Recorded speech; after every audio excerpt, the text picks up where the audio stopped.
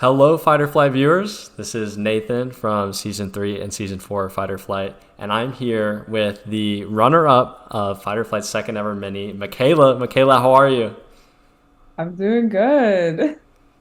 Yeah, it's been about 5 days now out from the mini. How's it feeling? Everything's, you know, just had a little bit of time to digest. How you feeling? Yeah, feeling good. I'm glad, I had some time. It was a really fun night. Got to rest up after. But yeah, it's still such a fun game to be able to do. Hey, well, obviously happy to hear it. Hopefully you got at least some enough rest. I know a little bit of background was that after the game we talked about we had met again in a JP sequester, which was over a year ago. That game ran about 13 hours, so that was a very long one compared to this. So I got to shout out Anthony and what he was able to accomplish with the time schedule. Some games, it's still a fun one, but Totally. they can go pretty long. No, yeah, the game was so well put together, so well run. It was so much fun. Absolutely. Well, let's get into it, Mikaela. I gotta know what other orgs and what other games have you played prior to Fight or Flight, and how did you find out about Fight or Flight? Yeah, so JP Sequester was my first ever org. He reached out to me through Instagram and I played that game. I was like the fourth one out. But he posted something like it was like most robbed or something or gone too soon on his Instagram that had a photo of me. And I guess someone saw me there and DM'd me about playing their long-term org. And so that was the first like long-term org game that I played. I was like, what is this? But it was so cool, so much fun. It was called Cutthroat Survivor. And then I ended up getting fourth on that game, fourth place overall. And so they invited me back to play All Stars the very next season. And then I got sixth in All Stars. So I was like, okay, like this org thing is really fun. Like, and after that, I continued. I did the little trader side game they had. I have also won a season of this game called The Collective, which is an original format game. Thank you. And then just recently got third in a Battle of the Orgs game. And then currently in the finals week of a game called The President in the top six. Wow, so you're very distinguished. I didn't know about this, so this is very, very cool. Nice All in track the record past you got. year. So clearly I need to take a break after this. Yeah, well, that's very cool. And so, Fight or Flight, how did we get here? Yeah, so when I was playing that Cutthroat Survivor game, someone who was on production named Gabby, she had played this game before. And then I ended up playing with her in All Stars. And so when this opportunity came up, she was like, Sandra's gonna be in the game. You have to apply. I told them, like, you're the best, like they have to cast you. And so she sent me the application and I applied. I had never heard of it before then. And then I went back and like watched the first mini and I was like, oh, this looks really fun. Like I need to I need to play this. Yeah, that's so sweet. Yeah, Gabby's awesome. So that's cool. I'm super glad that you've ended up playing. Plays super fun, under the radar, and nuanced games. So I'm very excited to speak very highly and get into all of it. So let's start off at the very beginning here. Obviously we see the cast, we see Sandra, we see Benjamin, Ty, some really great prolific players in their own spaces, and some past Fight or Flight players. So what do you think of the cast going in? Any pregame thoughts? What's your strategy? Yeah, so for me, I went in like literally not knowing any of these people except for Ty. I watched Destination X and I loved the show. So I had seen her there and I knew going in, I was like, I really want to like talk to her and work with her. Like I was rooting for her on the main show. And then of course Queen Sandra, so excited for that. I mean, she's an icon. But I was like, you can't let her get too far in the game like this, or else she just needs her footing and then she can run the rest of the game. So I was excited to meet her, but also, a little apprehensive. And also, I know her anyone but me strategy, and that can be a little scary sometimes. So I was like, let me stay on Sandra's good side in this game. But everyone else was new to me, so I was excited to be able to join and meet people. Yeah. And one of those people that you end up connecting with is Lucas. And in that first impression vote, you end up voting for Lucas in that very first round. You end up switching it to Zach in that second actual first vote. But talk to me about the initial impressions Who are you vibing with, and what are you thinking in that first round? Yeah, so in that first round, honestly, I'm trying to remember the names, but the guy who ended up having to pick the shapes later, his name, I can't remember. The guy who had to like pick people's Oh, shapes. Ryan. Ryan, yes. So he was one of the initial people I connected with. We were both in California, and like pretty much almost everyone else there was on the East Coast or Central. And so we had that like West Coast connection. So like I somehow ended up, even though it was a very early round, alone in a room with him at one point, and we were like alliance, like tell each other if anything happens, like info. And so I was like, oh my God, right away I knew I was good, which definitely paid off in a later round. So yeah, that was something that was nice. And then I feel like besides that, definitely Ty, I got in rooms with her early. We were in a few rooms together and we ended up actually connecting pretty quickly. I think also like as another Black woman, it's like nice to have that comforting feeling of like someone who feels familiar in a game like this. So I think that was also helpful. Yeah, that's awesome. And it seemed like that you were almost like never in danger throughout like pretty much the entire game. And we'll talk about that throughout, but it seemed like socially you were just always connected. How did you do that from the jump? Was it just, finding those times in rooms where you connected people like, okay, we're good, we're solid, or is it just, the social game that you possess? Yeah, I think the lesson I learned from doing that first sequester game we played a year ago, I was the fourth one out, and the big reason I people voted me out was they were like, I never even spoke to her. Like, I don't think I've even heard her voice. Like, and which was so valid because I did not know what was going on, and I'm usually on the quieter side. And so this time I was like, okay, I can't just sit in one room the whole time. I need to like jump around, try to make sure every single person has heard my voice, heard something from me. And so I made that like my point to like really jump around the rooms early and try to at least have some kind of interaction with every person because I feel like it's easy to vote for someone you haven't spoken to at all, but it's a lot harder when like you talk to someone and you're like, oh, I kind of like them. And then I had a friend named Davey who I recently played at org with who played another fight or flight season. And so he told me going into this, he was like, flash your smile and just like win people over. And so that was like my strategy. I was like, just like make people like me, smile, be a good energy that's like a calming force, and not throw out names. Because I also think when people threw out names, it really came back to bite them.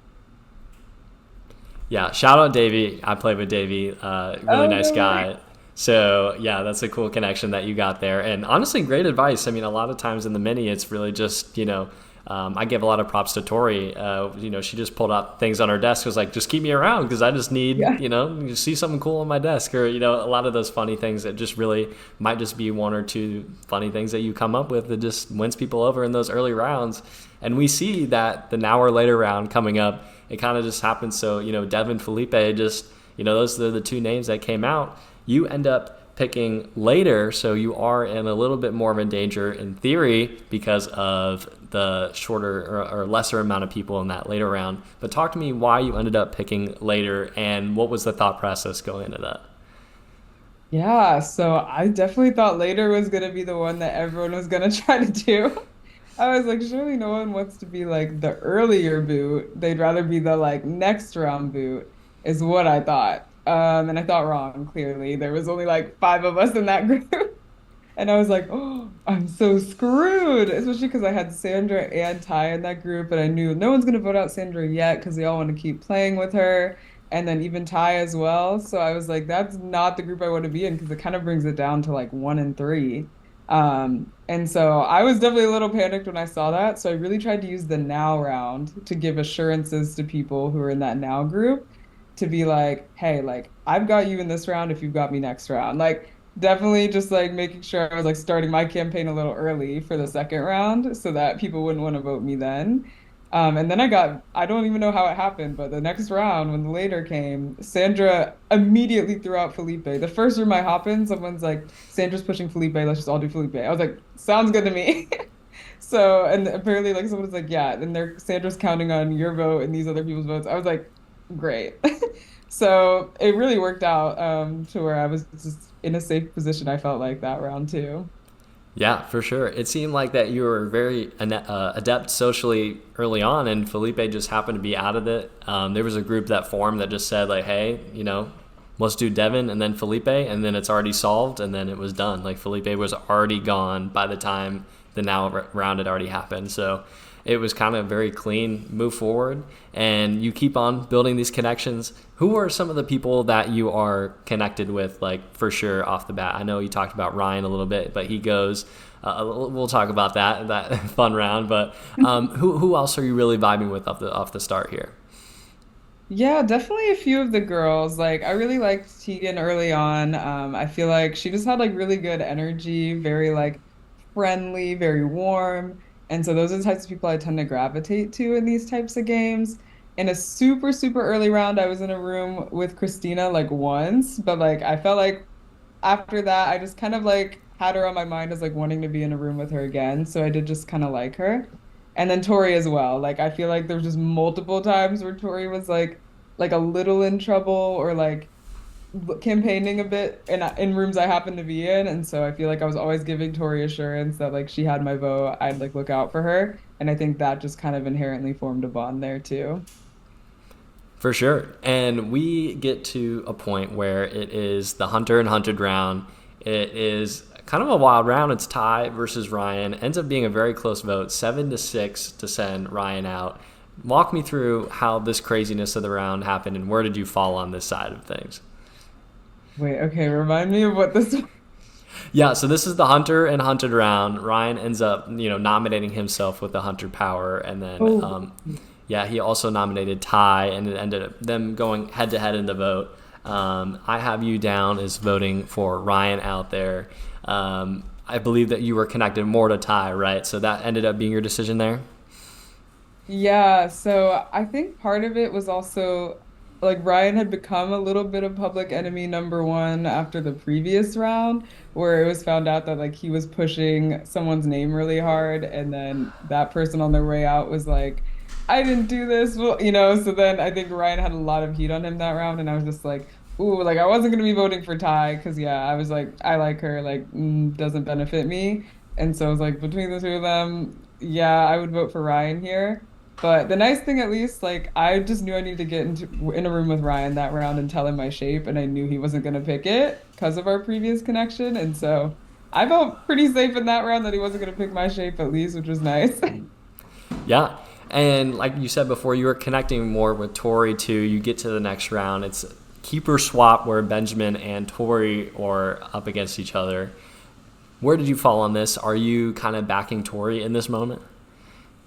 Yeah, I was definitely Team Tori. At that point, I didn't really have a connection formed with Benjamin, and obviously, knowing he's from the Genius, I'm like, that's a lot more threatening to me.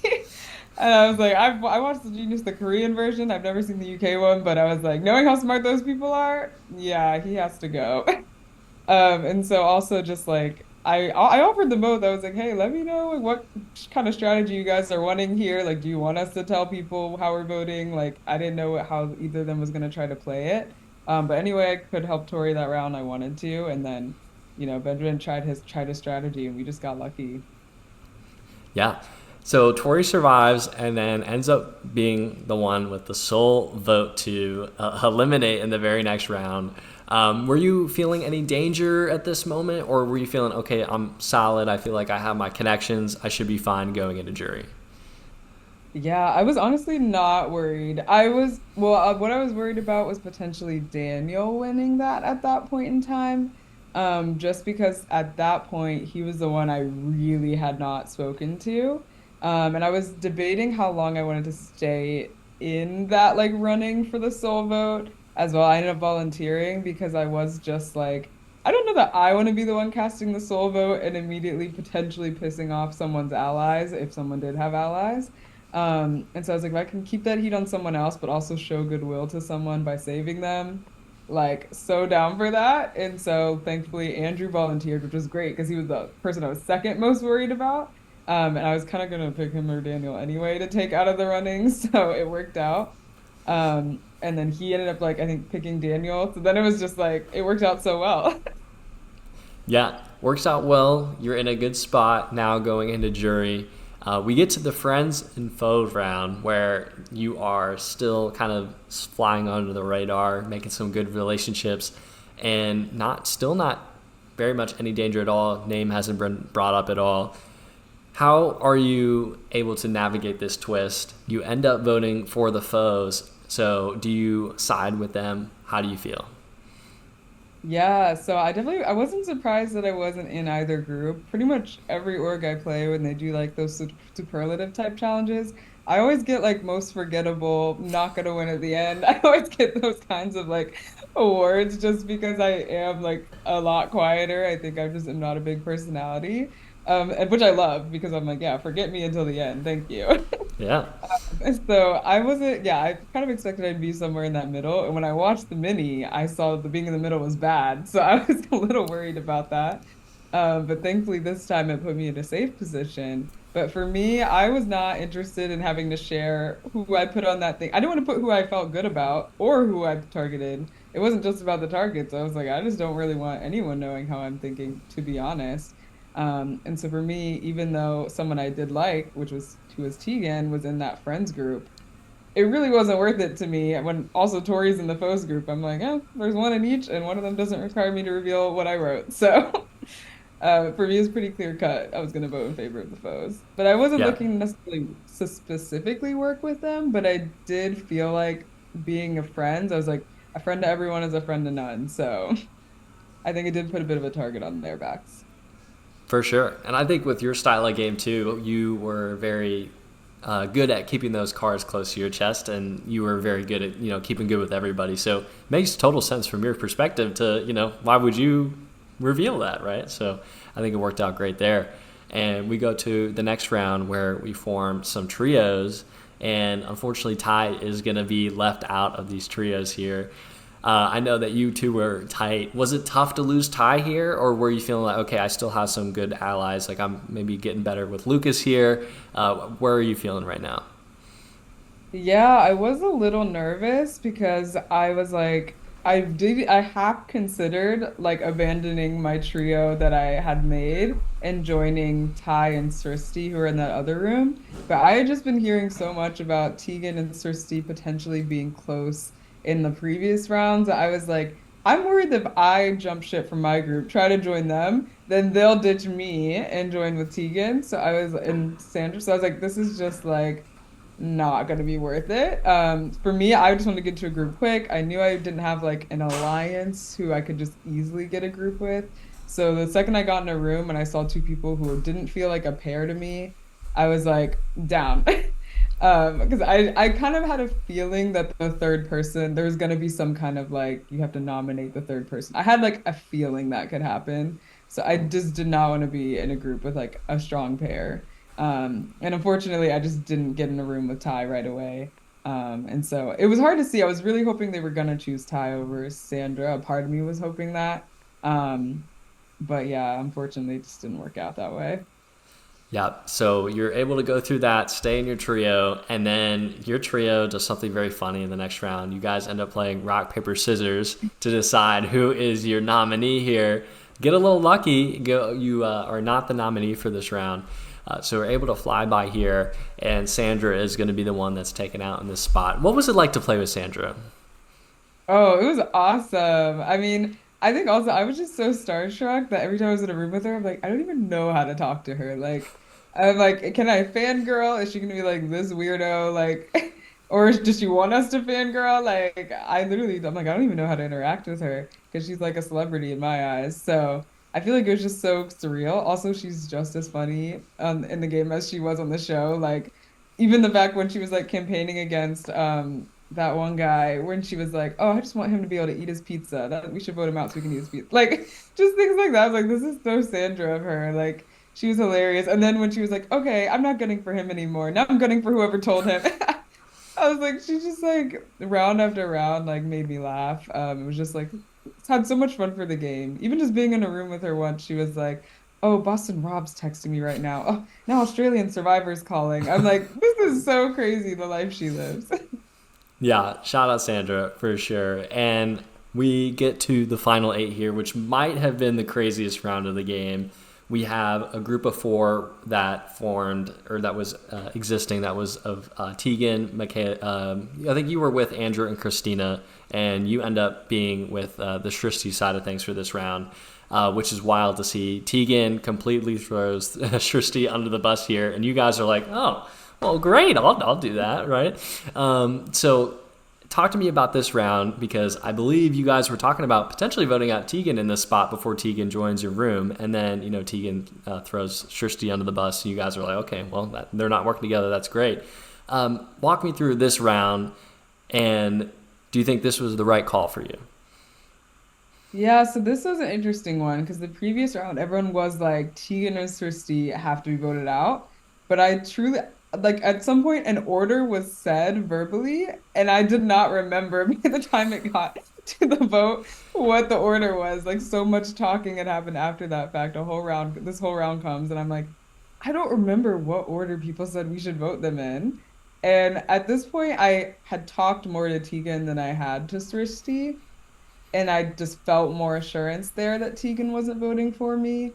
So I was just like, I think it just for me makes more sense to vote Cersei here, regardless of whatever the supposed plan was supposed to be. I don't remember it. I don't remember the order. So that's kind of why I made the decision I did. And I think it was, I mean, both the blessing and the curse. Obviously, Tegan beat me at the end, but at the same time, I don't know if I would have gotten to the end otherwise either.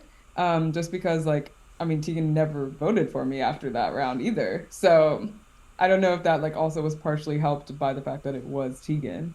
So yeah, I feel like it's like blessing and a curse. It's hard to tell like what would have happened otherwise.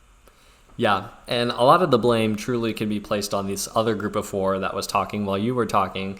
They had no name. They did not come up with anything. They went into the main Zoom without a name, and they ran out of time. So even though that Tegan and Christina had played that competition and lost their votes, didn't matter. You guys had a name and they didn't, so you were able to move on because they could have easily taken out Tegan, yourself, any of the name they picked. They had four, but luck happens in the mini, and you're into the next round where, unfortunately, this is going to be the end of Lucas here. The women of the mini are starting to come together and be like, hey, let's just knock out, Lucas. He's not doing anything for us. Unfortunately, you're the one that's probably most connected to him at this point, and I know you eventually catch up with him. Was like, I don't know if there's really truly much I can do here.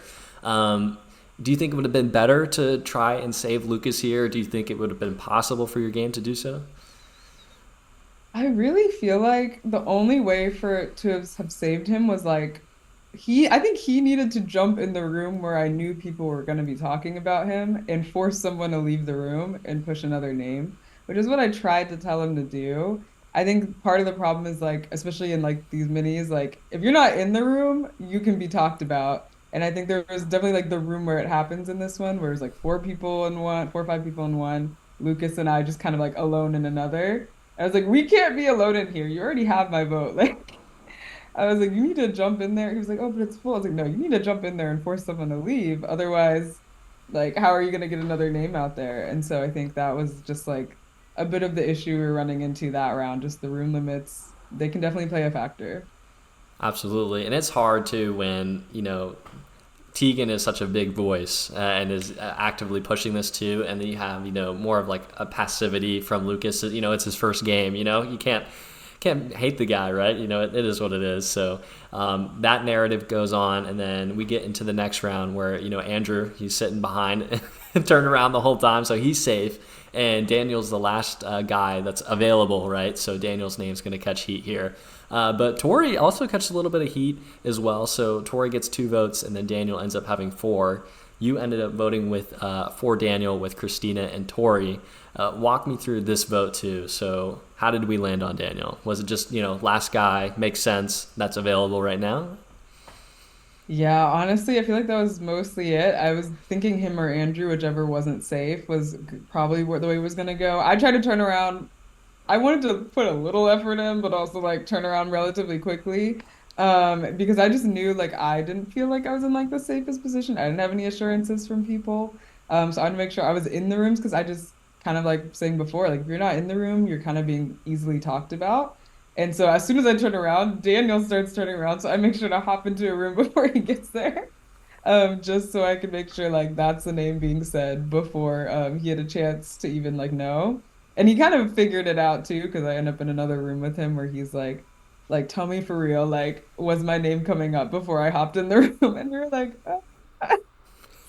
um, but it's just almost just like easy. He was like the last one not in a room as well. I think that's also just like easy to throw that name when we've all hopped off the main call early enough. Yeah, for sure. And then we get to the final five. Andrew gets nominated on the revote here and ends up pulling yourself and Tori into the competition. Kind of wild that Tegan is left out here and you are pulled in. Talk to me about this competition. I believe it's the memory comp, right? I think that's right. Yeah. So memory comp. How are you feeling about this? Yeah, so I mean, I don't think I have an amazing memory, so I was a little worried, especially with faces. I was like, oh gosh. I think thankfully Tori was like extra not good. Love you, Tori, sorry. But I think that definitely helped too. And I also think, I don't know, like as it started going, I was like, okay, I think I'm kind of remembering where faces are and also getting lucky in that Andrew and Tori were clicking squares that were also like playing to my advantage where I got to see them reveal one that then I knew where the other one was. And so I think that happened two of my matches I got where like Tori like chose the wrong one as the second. And so I was able to remember where the second one was because it was near the one she had clicked. And so I actually felt very calm. I thought I would be more panicked about the fact that I might go, but I was feeling very calm. I felt like I could just stay focused and get it done. Yeah, and you did, and we get to the final four where you are being voted safe, and you end up choosing Andrew, which was kind of I gotta give you prop to Andrew here because he kind of makes that deal with you in the moment, and I thought for sure that Andrew and Christina were gonna vote for each other, but he makes a good call to make that deal with you. So, were you planning to honor that deal, or going into that, what was your thought process? Yeah, so at that point in time, I really obviously I don't know the full extent to other people's games. All I know are Andrew and Christina are tight. So I thought the same thing. I thought the two of them were gonna vote each other to win for sure, or vote each other safe for sure. But I was like, but how are they gonna convince me or Tegan to vote for one of them, like realistically, because we know that. So I was like, I was like, in my head, I'm like, okay, that's not something that's going to really help them get the safe vote because I was just going to propose that Tegan and I vote each other and see what happens with this four-way tie situation. So I was like, how do I like get ahead of this narrative here? And that's when I just decide, okay, like I think I'm the one least likely to win out of this four, whether I thought that or not, didn't really matter to me. I was like, I think I'm the least likely to win. I haven't done much, blah, blah, blah. Like, y'all should vote me in so that you know I'm in your final three, and then I'll take someone. And so Andrew makes that deal, but like Tegan brings up a valid point. Like, why do they have any incentive? Does Tegan and Christina have any incentive to vote me? And so then that's when I was like, okay, I'm willing to appear more ambiguous on my decision, but I did kind of still want to honor it with Andrew, partially just because I felt like he was less of a threat than the other two, to be honest. That's why I was comfortable doing that. If Tegan made me the same deal, low key might have turned on her.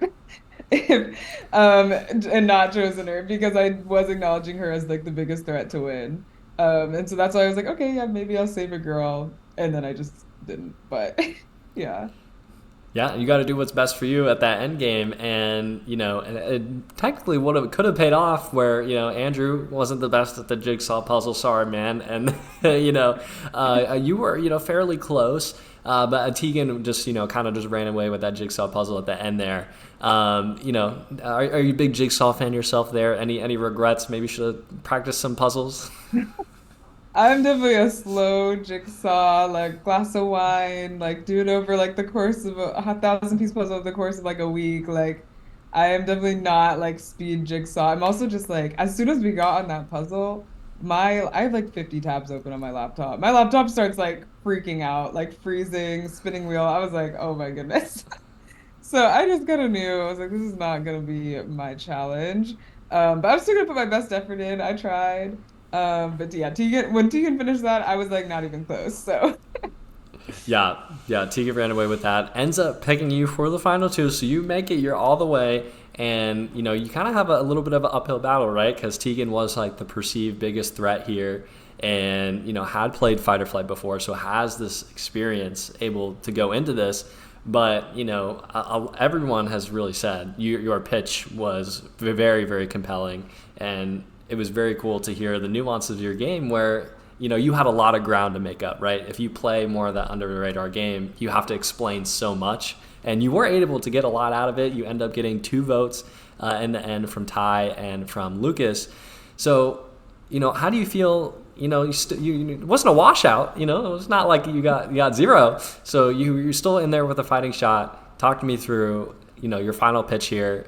Any regrets or anything else? Like maybe I could have said this, or what do you think?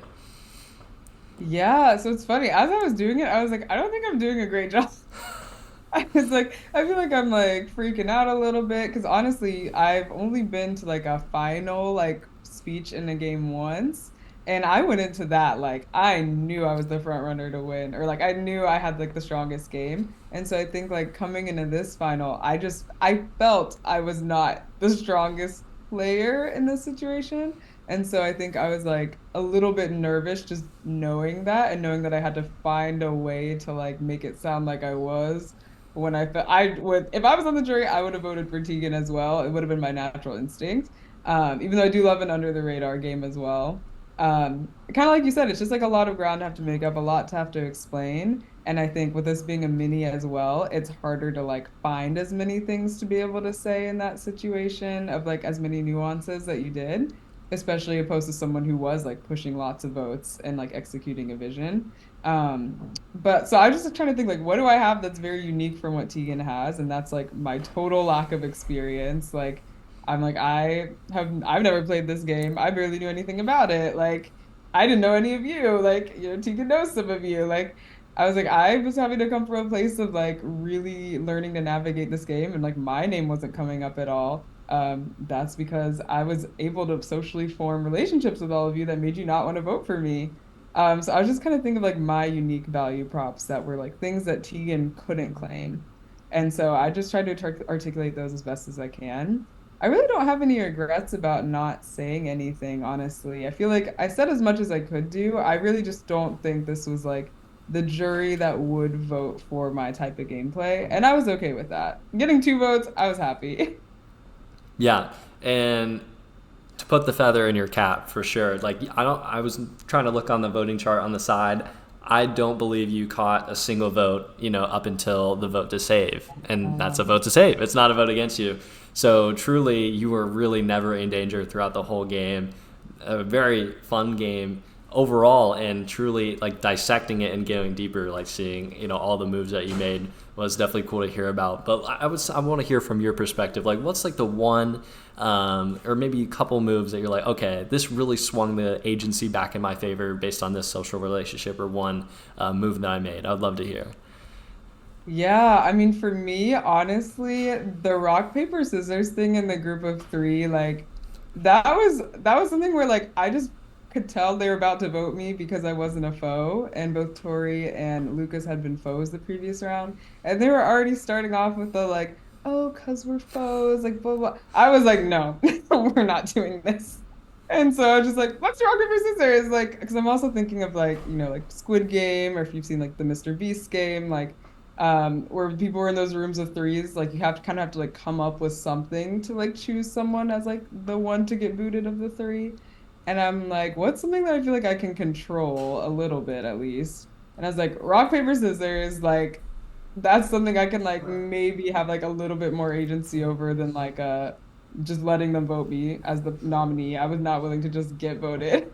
And so that's why I threw it out there last second. We had like we're getting called into the main call, and then did the game, did paper. I always be doing paper. And it worked out. And then I wasn't the nominee. I was like, what? Um, so yeah, I feel like that was probably like one of my things. And then definitely the final 4, like making that last minute pitch. I definitely could have been gone at that point in time, especially because I think even though like Christina and Andrew were close, like I think they both also had a great relationship with Tegan. So I feel like their ideal final 3 probably didn't even include me until I maybe made that pitch to get myself there. Yeah, and that was very well played and super fun to talk about it. If you were to get the call to play a Fight or Flight proper season, what'd you answer? Would you do it? As much as I keep saying I want to do org retirement, I probably would. Honestly, this is a really, really fun game. I feel like I like the idea that every round is like a different twist. I feel like that's like so unique to have. And it also just really shows like how adaptable can you really be.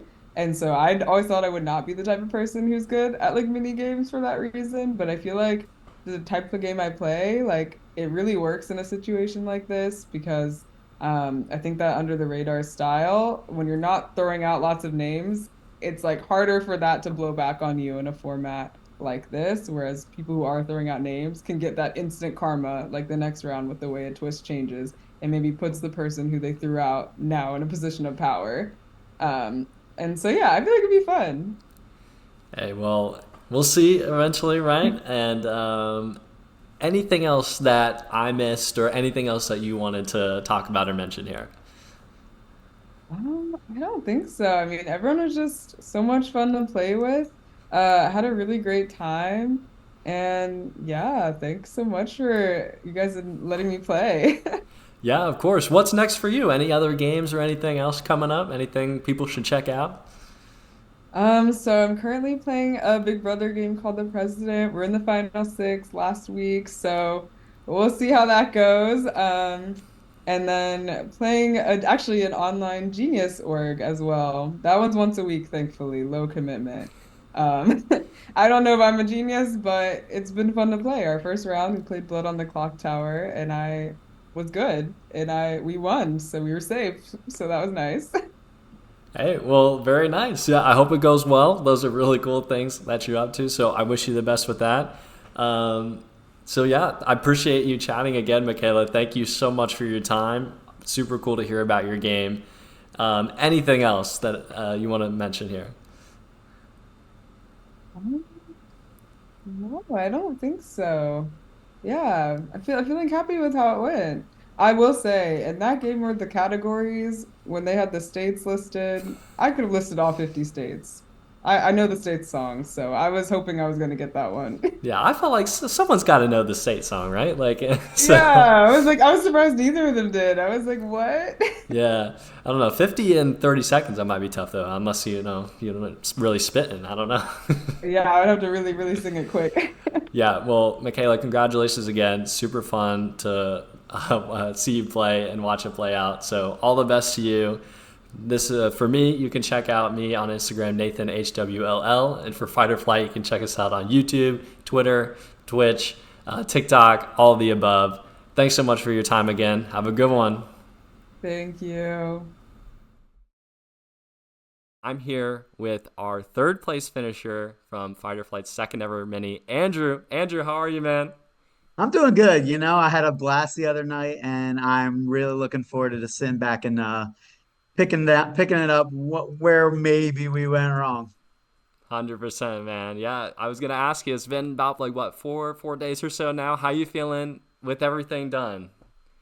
I had so much fun. I met a lot of cool people. I think the best part about this community, these games, are like I get to meet people that I just never maybe would have the chance to meet in real life in my everyday life, or for that matter, like realize like we can hit it off. We can be from so different walks of life, but we can get along. We can not only be good allies in the game, but be good friends outside of it.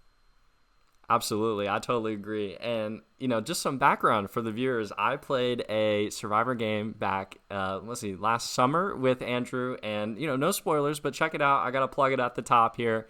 Stranded LRG on YouTube, super fun. Check it out.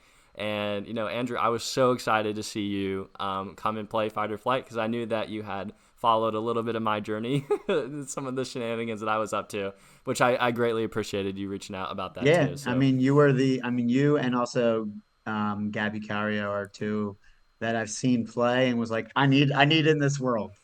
absolutely. And Gabby is Yeah, awesome. So that's yeah, super cool that you know her too. Yeah. Well, let's get into it. You are with this, star-studded cast. You have Sandra, you have Ty, Benjamin, and then also some previous Fight or Fight players. How do you feel going in, knowing that this is some of the people that you're going to play with, and you have to end up beating them to get the win? Yeah, so a little bit about me. I'm a personal trainer and I wake up at 4 a.m. every morning. So the chance to play a game with Sandra is like a no-brainer to me. Like we're gonna sacrifice from sleep for this opportunity. I think I got 2 hours of sleep that night. And I my goal is to, I don't care who you are, is to play the game in front of me and for it not to treat one person different than another based on their millions of dollars in their pockets from CBS or not. And it was really exciting to get that chance to play with Sandra, to play with Ty, who I watched Destination X. I was a little less familiar with Benjamin, but he just, he's like, I see why he's been casted for these games before. Absolutely. And I highly recommend checking out the Genius game too. I had binged it a couple weeks prior once I found out he was on the cast, and I was thoroughly Cool. impressed with what I saw there too. So, yeah, recommend you check out that too. But I totally agree as well. I think you had the correct mindset, and I saw that how you interacted with, like, Sandra, for instance. You had really great affirmations to be like, hey, Sandra, we're good. We got this. Every Yeah. time that maybe something would go awry or maybe like freaking out over the vote. I think you handled a lot of those situations well, jumping ahead a little bit. But I did want to give you kudos for that.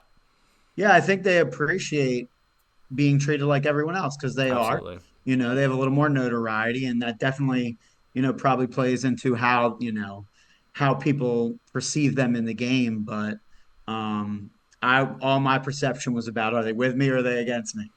Absolutely. Yep. The classic Sandra quote too there. Yep. Yeah. So Anybody we but get me. in. Yeah, we get into this first round, and you are one of those initial first impression nominees. How do you feel about getting votes that first round, and what was your strategy to get that target off your back? So, I wasn't shocked that I was a nominee just because it was the first round of the game. I'm still getting the vibe of, how fast and how quickly to jump out of these breakout rooms. And I know I didn't make enough jumps in that. I didn't see enough of the cast for, just a picture of me to keep me safe. They needed to interact with me for me to have any chance of them not being one of those names. I think I also tried to use what I took from other people and write down a name that could potentially go home instead of me. I did write down Zach in round one as the person that I nominated to be a target.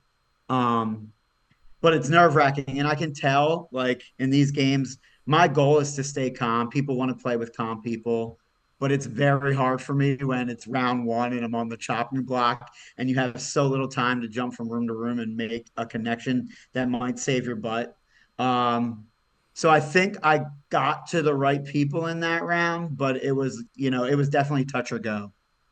Absolutely. And I think a lot of people really appreciated your calmness too, because when we get to that vote, you caught a few votes, but it was pretty heavily on Zach. You were not truly in danger of going home, and you voted for Zach in that first impression and in the second vote. Talk to me about, you see this former winner talking about how they've done in the past.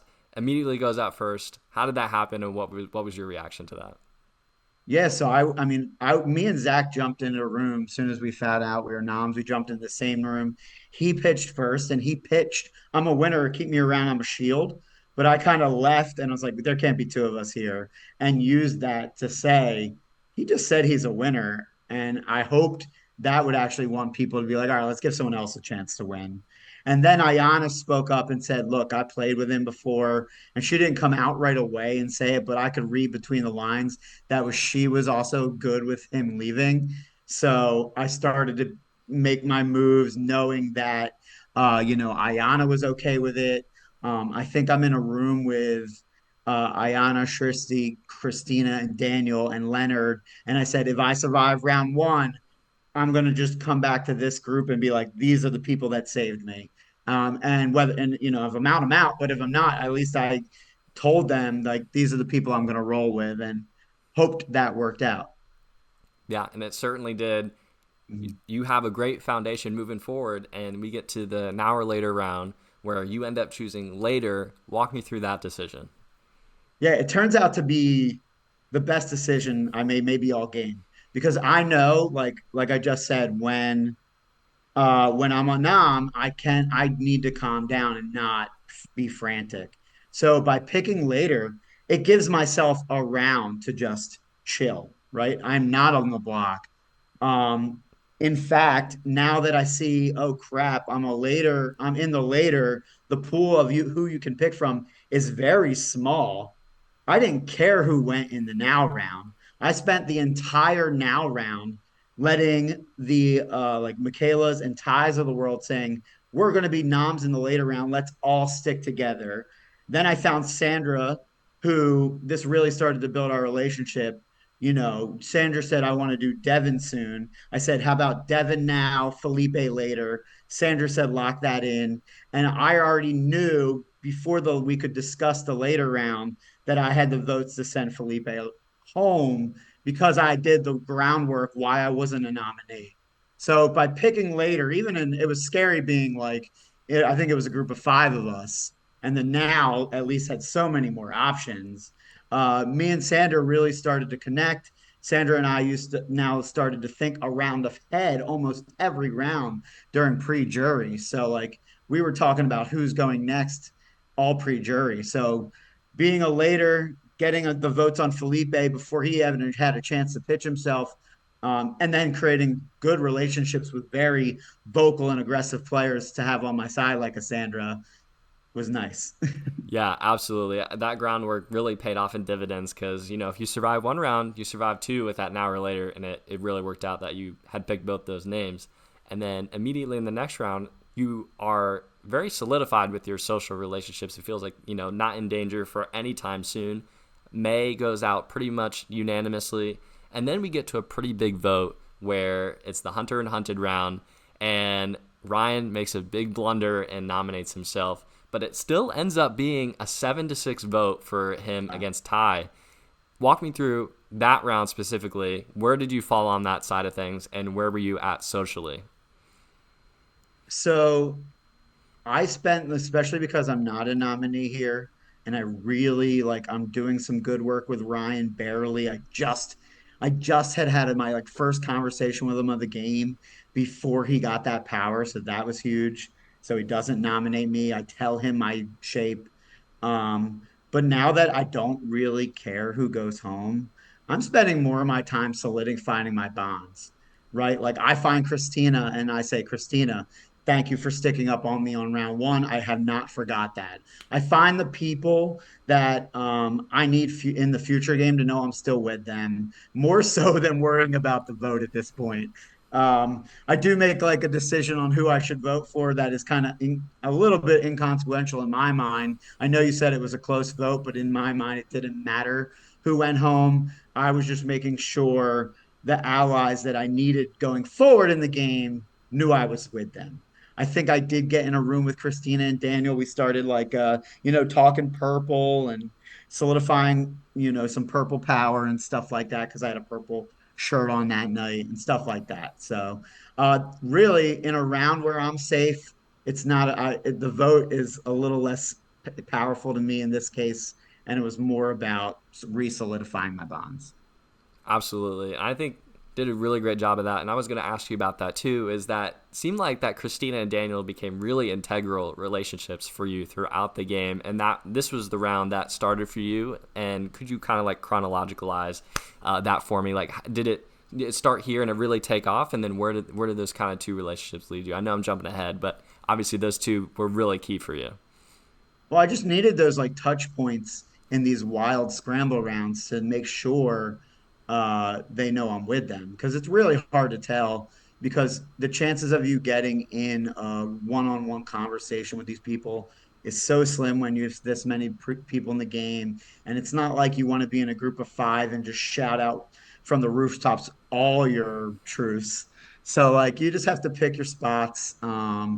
Also realize there's so many more people in the game, and I'm not trying to be closed off to relationships that do build with Tegan, do enough with Tori that she feels okay with me, do enough with even Lucas a little bit, just trying to let him know, like, hey, I'm here and I'm open to play the game with you. Tegan also, I can tell is doing something similar to me. She jumps in a room and does a great job of being like, I like this group. So like I see it, but at certain times I believed it. 100%. Yeah, and that Yeah, sometimes you might see it, but if you believe it enough, it'll work out. And yeah. I'll definitely want to ask about that relationship later too. But we get to the keeper swap round. It's Benjamin up against Tori. What were you thinking during that round? So I mean, Ty did mention that Benjamin threw my name out in round one. I don't know how much stock I put into it. I was weighing for me in that round, the twist itself kind of makes it like lessens the value of my vote because I might vote one way and it might not matter.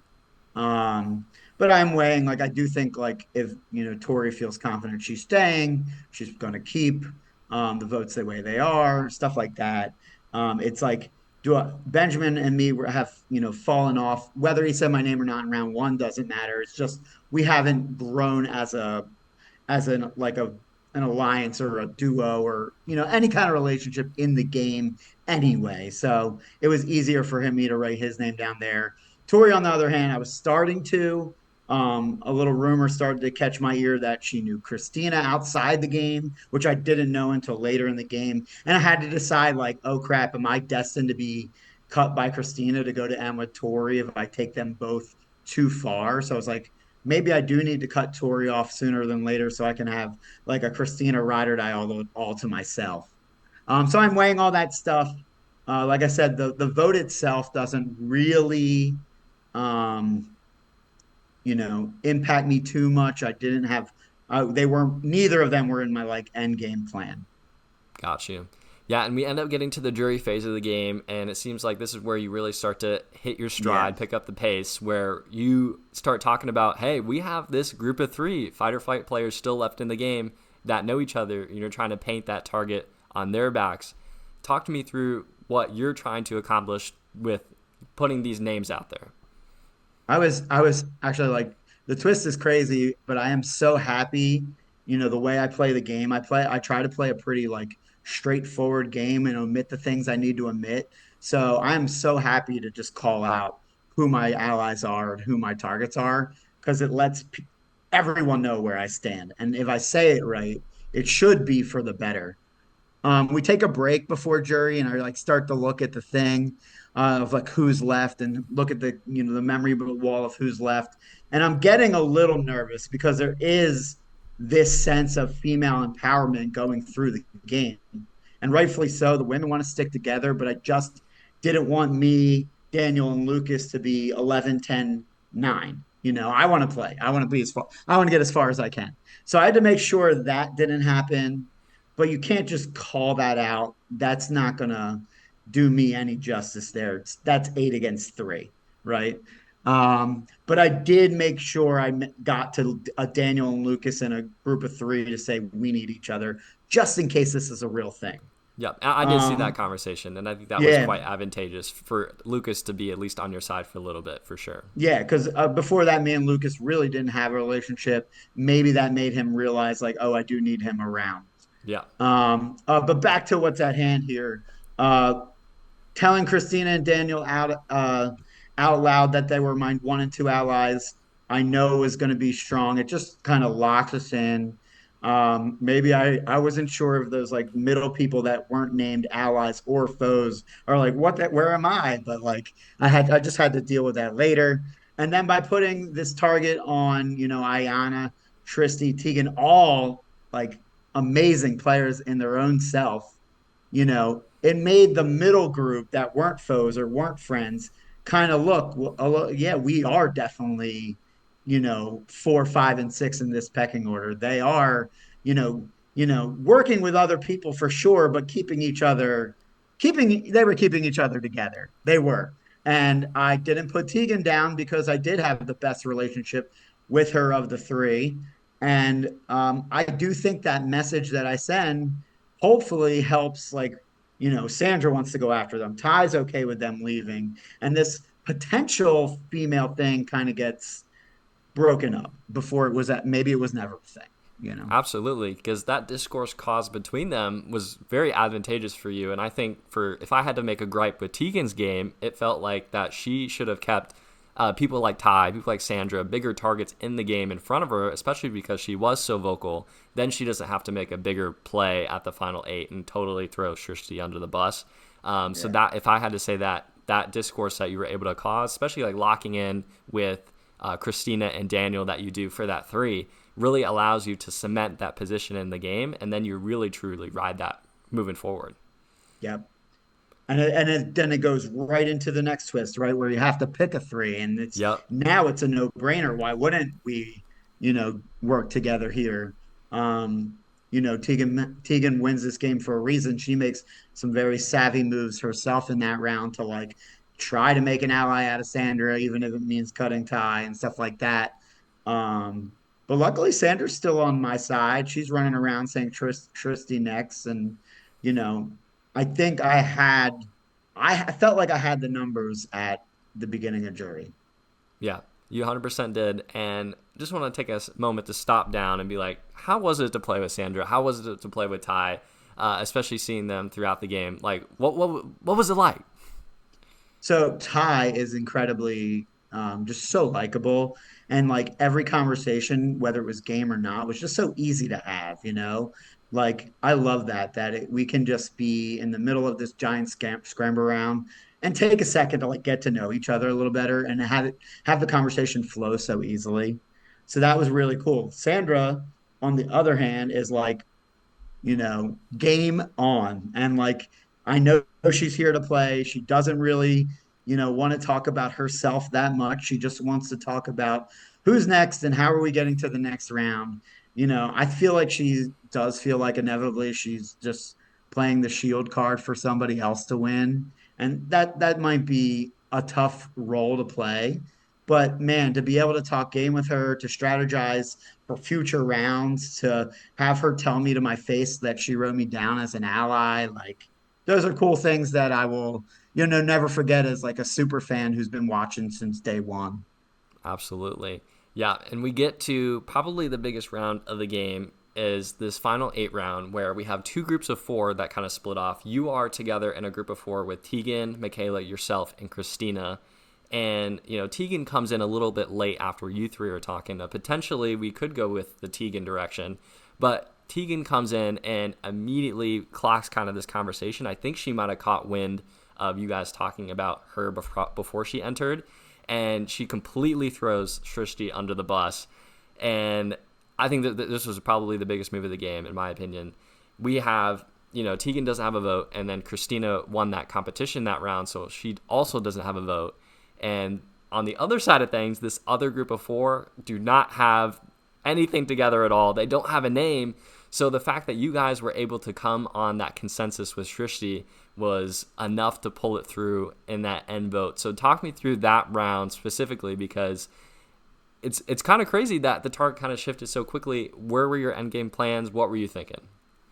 So at this point of the game, especially after to call out allies and foes, I really do sense if I'm getting to the end of this, my threat level is rising. And if I'm gonna learn from like past mistakes, I've cut big threats at 8, 7, 6, only to be the person cut at 5. And so Tegan said it, and her pitch worked to me. Like I needed somebody like Tegan around if I wanted to sniff the end of this game. So Mikaela is pitching Tegan there. Correct me if I'm wrong, but is Mikaela safety this round? I think so. Christina won the competition for that Okay. round. Yep. Okay. So anyway, my mindset shifts to taking out the players that are kind of quietly getting to the end of this game.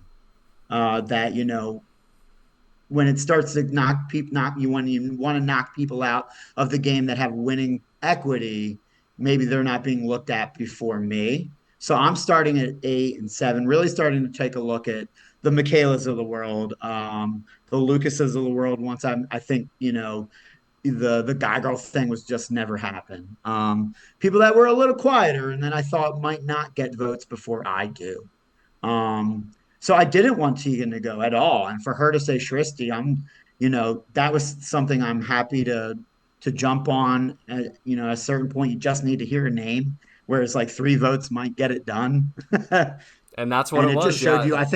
I think if you were to talk to Tegan, and I'm sure you will, she might say she felt like it was a sinking ship to just stay on that if they're going to be targeted as a duo the rest of the game. And, so I believed Tegan as well when she said, let's just vote out Tristy. Like it didn't feel like she was throwing a name to throw a name and then she was going to vote something else. I believe that was probably in her best interest at the time as well. Yeah, absolutely. It clearly wasn't her best interest, right? Because Yeah. I think she was truly on a sinking ship, and then it totally changed the trajectory of her game from that moving forward.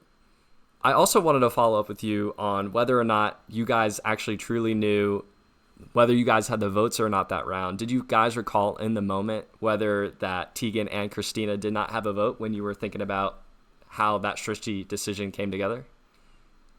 I think my mindset from the round, like going into it, was they just cancel each other out, and so I probably didn't factor that into my head as much as I should have.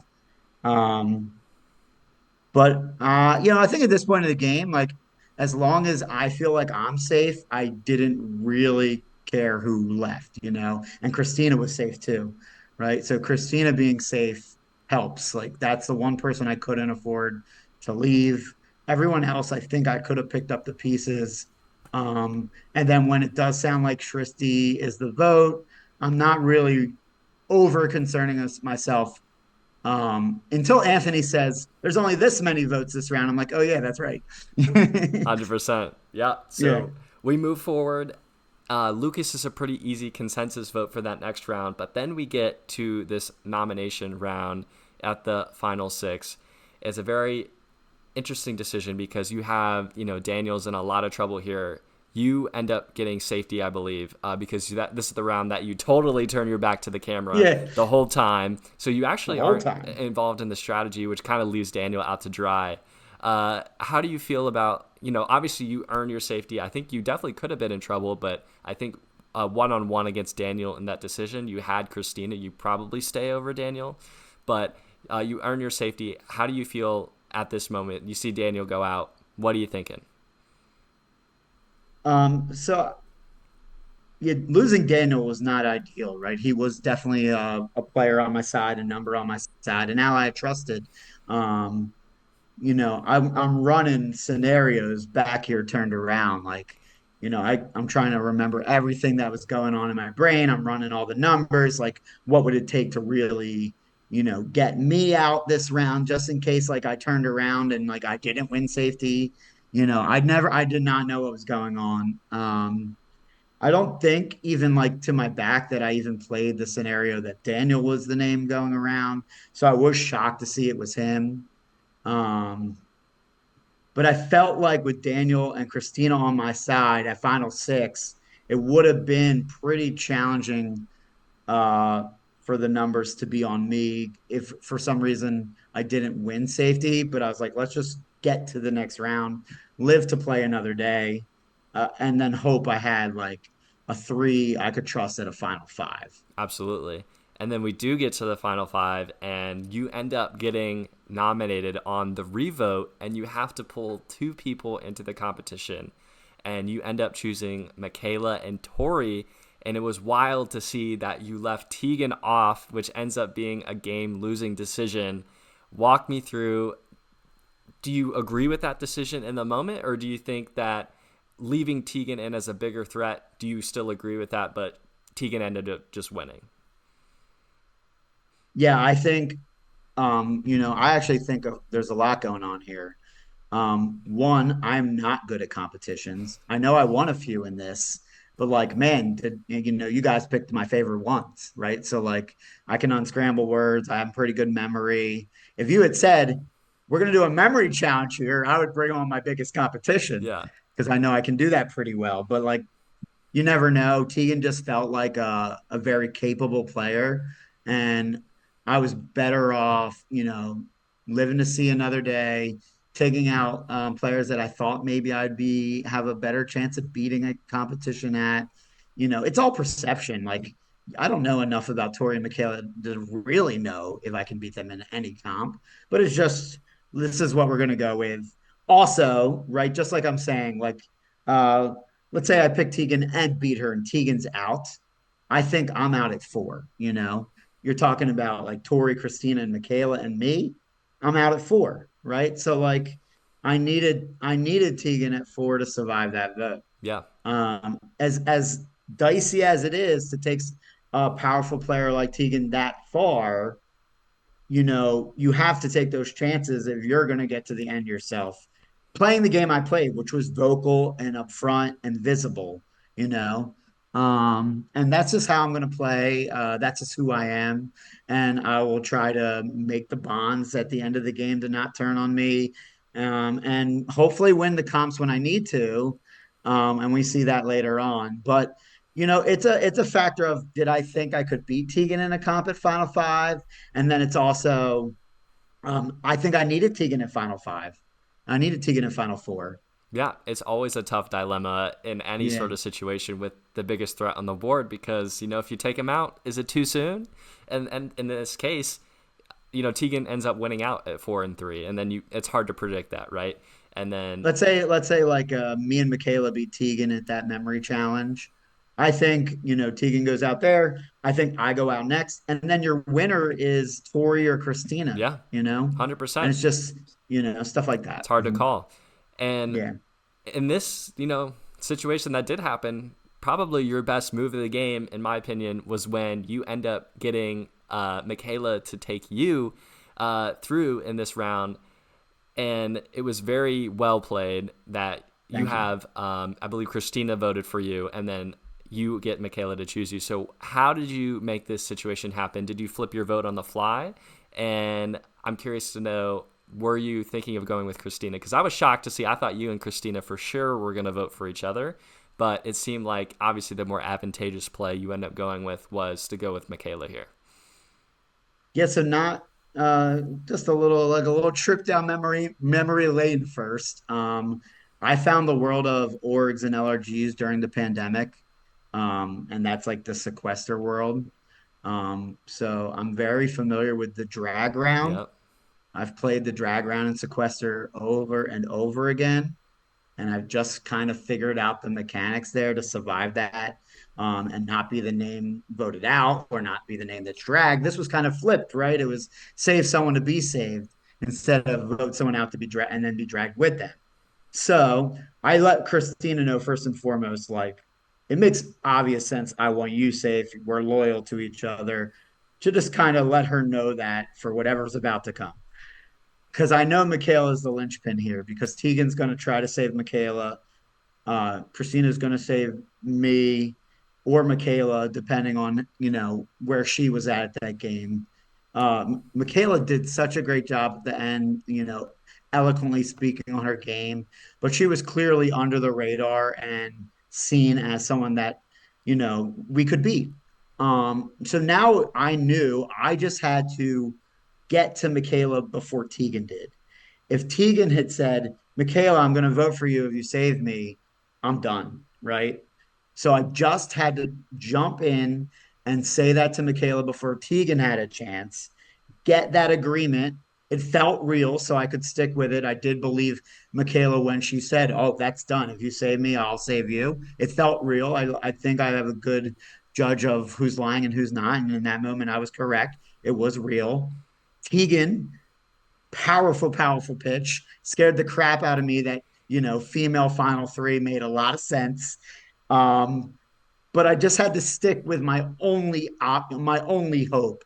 Because if I vote for Christina, let's do the math, right? It's one for me, one for Christina, and then who did Mikaela vote to save? I believe it was yourself.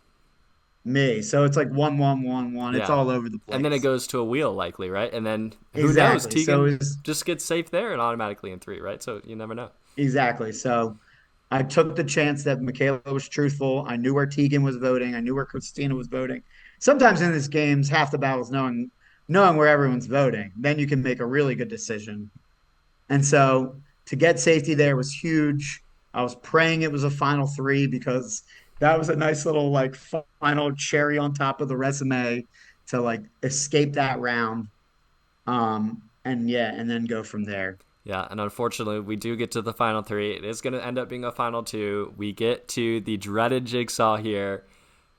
Andrew, what happened, man? What happened? I should I should really be using my extra time to be doing some jigsaws. I'm too busy going like to the gym. I need to like just come to a computer and put some pieces together once in a while because it has been my downfall way too many times.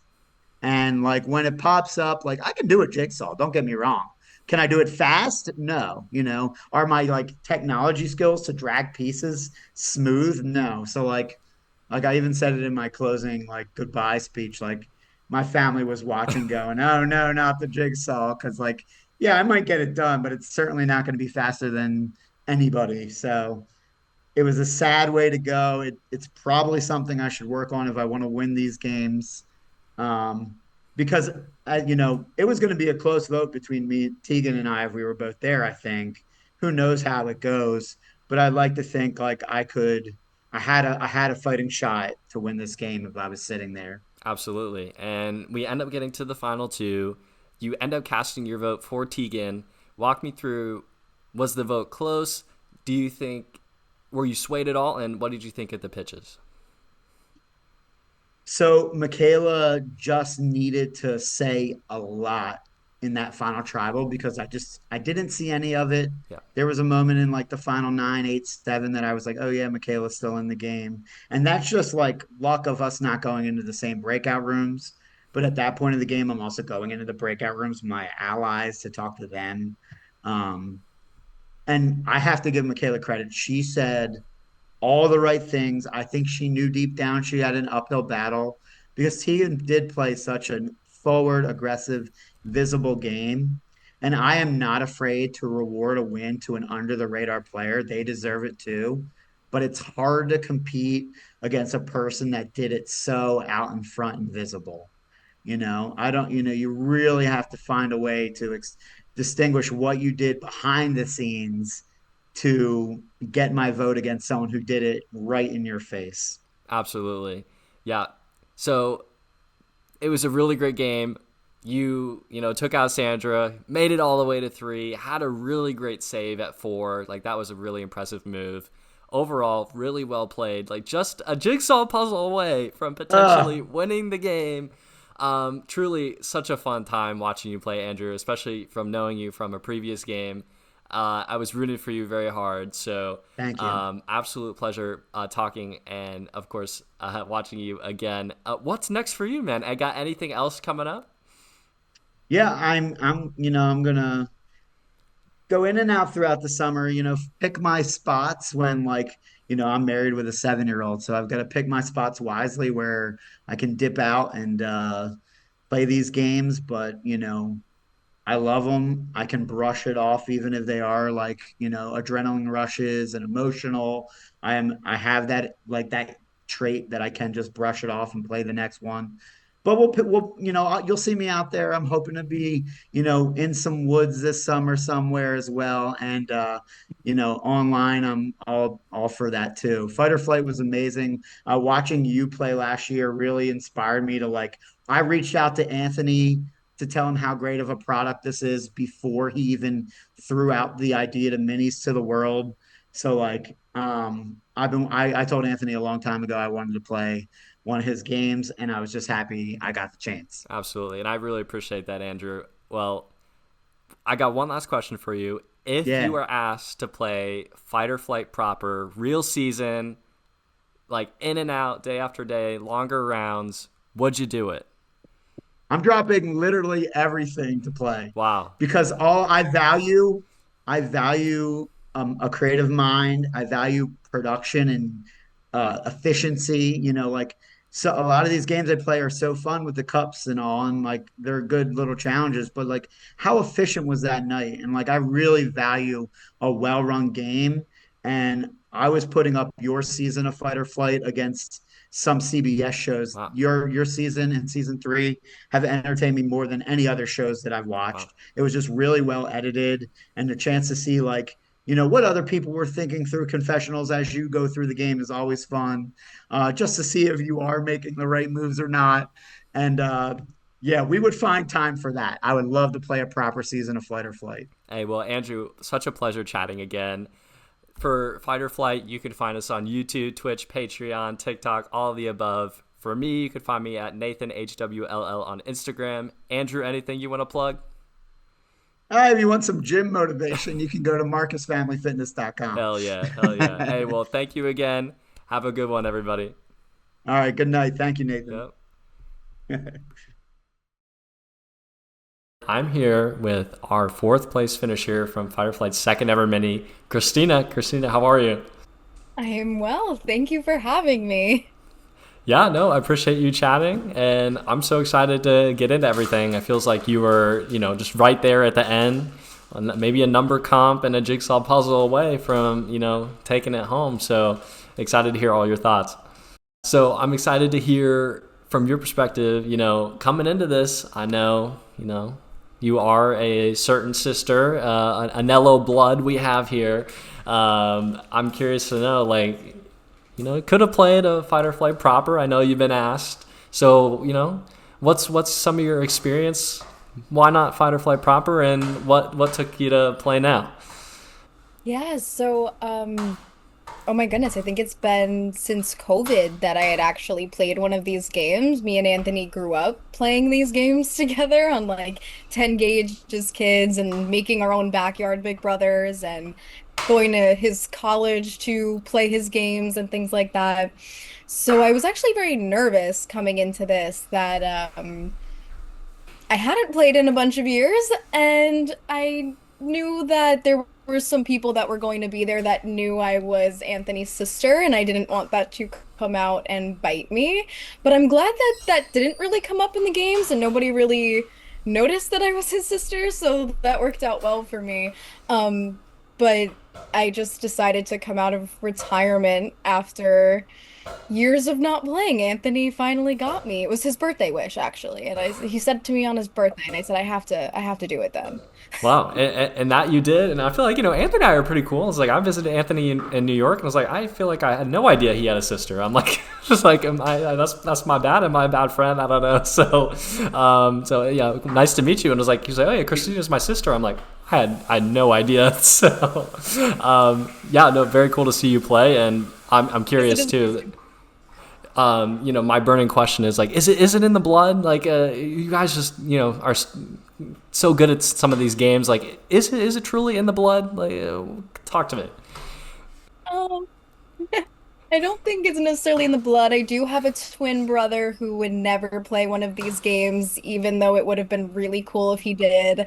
But I do think it's in Anthony so strongly, and because I've always looked up to him, I've always been that like tag along sister to him.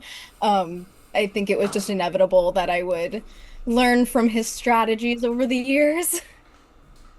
That's very fair and fair enough. And that you did, made it a good run. So, let's get into it. The very first round, we have the first impression round. You end up voting for Lucas. And, we have some bigger players on the cast. We have Sandra, we have Ty and Benjamin, and obviously past Fight or Flight players. What are some of your first impressions going into this round? And, what are you thinking of the cast so far? Yeah, at that point, I had very little to work with. You're only in the breakout rooms for a few minutes, and Lucas was just one of the people I didn't get a chance to talk to, and he also just looked really sweet and adorable, so I figured he wouldn't go. And I figured whoever did go, I could just kind of hide my vote there. So like I kind of was throwing it in a way, but also we just hadn't spoken, and I was a little afraid to go after like Sandra or somebody straight off the bat who's like this big, exciting kind of contestant. Yeah, and that's fair. And then, you always can't bank on that, maybe Anthony's going to reveal your vote. You never know, too. So I think that's a smart call. And it ends up working out where, Lucas did catch a lot of votes, but ends up being Zach, a former winner that goes in that first round. And you ended up voting him out along with the majority. Talk me through how that round went. Yeah, so I didn't get a chance to talk to Zach at all, but I know Zach. I played a backyard Big Brother game with him that I think he actually, oh, my memory is failing. He might have won it. I don't remember. It was a lot of years ago and it was in person. Um, but since I didn't get a chance to talk to him, I had no idea where we stood or if he would like, just because we had known each other, if we could have maybe made something happen. So I was a little disappointed that he went first, but also after figuring out that he was a returning winner, it just made sense to jump on that bandwagon. Yeah, and I guess from that point of view, how much of Fight or Flight had you actually watched? Did you? It sounds like maybe you didn't know that Zach was a winner.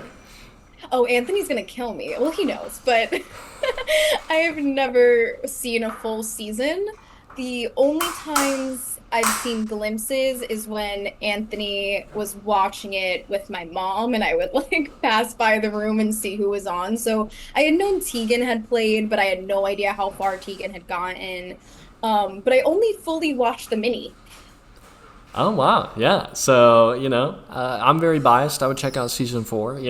It's a cool season. I think but uh, just a solid recommendation. But at that point Zach's out of the game. Former winner's gone. In a good spot here. We go into the now or later round, and you end up going with now. Talk me through that decision. Yeah, so I was the first one to speak in that breakout room where I was just like, I'm gonna do it now, because if I don't, I'm gonna be stressed out later. And I'd rather be stressed out now. And it seemed like the other people in the breakout rooms were sort of jumping up, like jumping onto that idea. And I was like, oh no, does that mean they want me out and they just want to go against me? Or like, I got a little paranoid for a second. But once realizing that or not everyone, but a lot of people agreed with that idea, it's like, okay, we made the right choice. Better to have more options than in that later group that they had. Yeah, for sure. And it ends up being a very smart decision, as you have a lot of leeway in that first now round where basically the decision is decided already, right? Where Felipe's just kind of done already in that first now round. So you're able to skate by 2 rounds there. And, we end up getting through that very unscathed. Walk me through some of the relationships here, because, Felipe kind of goes out pretty much unanimously. Same with May in that following round. Anything too crazy happening in those rounds for you? Checking my notes. Yeah. I'd get a log of like each round and like what people were saying and who Yeah. seemed close with who, because I couldn't get everybody's names at this point. But I was good with Andrew and Daniel pretty early on. We had just fallen into the same breakout rooms. I do think there is a level of luck of what breakout rooms you fall into and who you end up talking to, and that kind of creates the environment for alliances. And I was originally good with like Ayana and Tori since I had both known them or known both of them from outside of this kind of thing. Once again, backyard, Big Brothers, things like that Anthony has hosted. And same with Leonard. I had known Leonard only once from going to the concert with him and my brother because they're friends on the outside. So those were like all people that I had in my brain that I would want to work with until Ayana, I realized very quickly, did not seem to want to work with the people she knew on the outside. Um, but at this point, it was a lot of just how can I get through the round? And I don't know if it's shown in the live stream because I don't know what breakout rooms were shown. Um, but I was definitely making a lot of deals for the round of like this round, let's do this, and just kind of taking it round by round. But I do think Andrew and Daniel were like, mainly Andrew, were the ones that I really wanted to stick with. Right, and I definitely wanted to ask you about that too, where it feel like Andrew and you were very tight from very early on, and definitely a solid, I would say number one duo for you. I knew that you obviously knew Tori from, and that ended up being a pretty good connection for you. But just coming into this game, Andrew and you seemed very close. How did that happen so quickly? Yeah, I think it was just Andrew coming into the room being like, I like this. We're good. And I was like, I like this energy. This is perfect. But also, I think I realized later as well that he just reminds me so much of my twin brother of that, like, gym dude kind of thing that I just instantly trusted him, I think, based off of that, which had nothing to do with him and his character, but I think it did play a role there. Yeah, I think it's funny that Anthony had talked about that after the game, and I was like, well, if that's canon, well, that now you just confirmed it, so there you go. Yes. No, that was definitely part of it. Yeah. Well, we eventually get to the Hunter and Hunted round, pretty big round of the game, where Ryan nominates himself here, and he kind of goes at it with Ty, and it ends up being a 7-6 vote here. You end up falling on voting for Ty in this round. Walk me through what happened here. I'm trying to think back to this round. Was this the one where May was it? Wait, who went out this round? Yeah, so Felipe gets taken out in the later vote, then May goes after that, and then we have, Ryan gets the power and nominates a couple people there, and nominates himself, including there, and then him and Ty go at it in that deliberation period. Right, and I voted Ty in that round. You did, yes. Thinking back to remember. Um, I did write Ty parentheses target on my note, so that's maybe why. I think I just thought she was powerful. Like I loved her, but she was powerful, and we didn't really speak that much. And I felt like there was a girl group forming that wasn't me in it at this kind of point. So I was like, let's take a stab at that. Fair enough. Yeah, and it was very close. It was 7-6. So Ryan is going to go out there. Ty stays alive, and we go into this next round where it ends up becoming Benjamin against Tori and keeper swap. I, assume you are on the side of Tori here. And what are you thinking? Are you trying to help her out in any way that you can, and maybe influence Benjamin's decision? Yeah, so I was so unsure where I stood with Tori because we had barely spoken. And I think around this point, or maybe shortly after, before my memory's a little hazy there, but at some point, me and Tori get into a breakout room and it's just us two. And I was like, okay, finally, like I can speak a little freely. And I was like, I know we haven't spoken in like, I don't even know how long. Could have been years for all I know.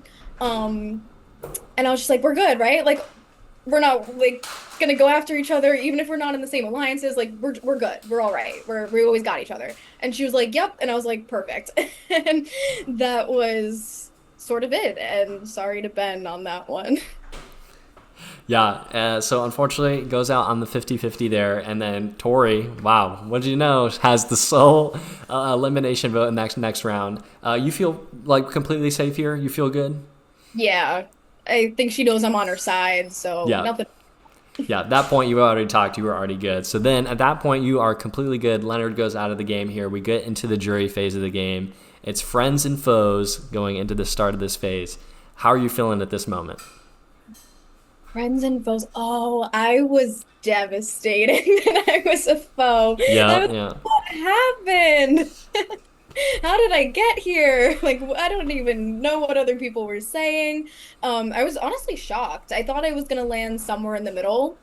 Um, but it did make me realize very quickly that I needed to step up my game a little bit and not be so quiet because I was getting, I don't know if anybody else had this, but those like 2020 Zoom college class flashbacks of scared to unmic because we're going to interrupt somebody else.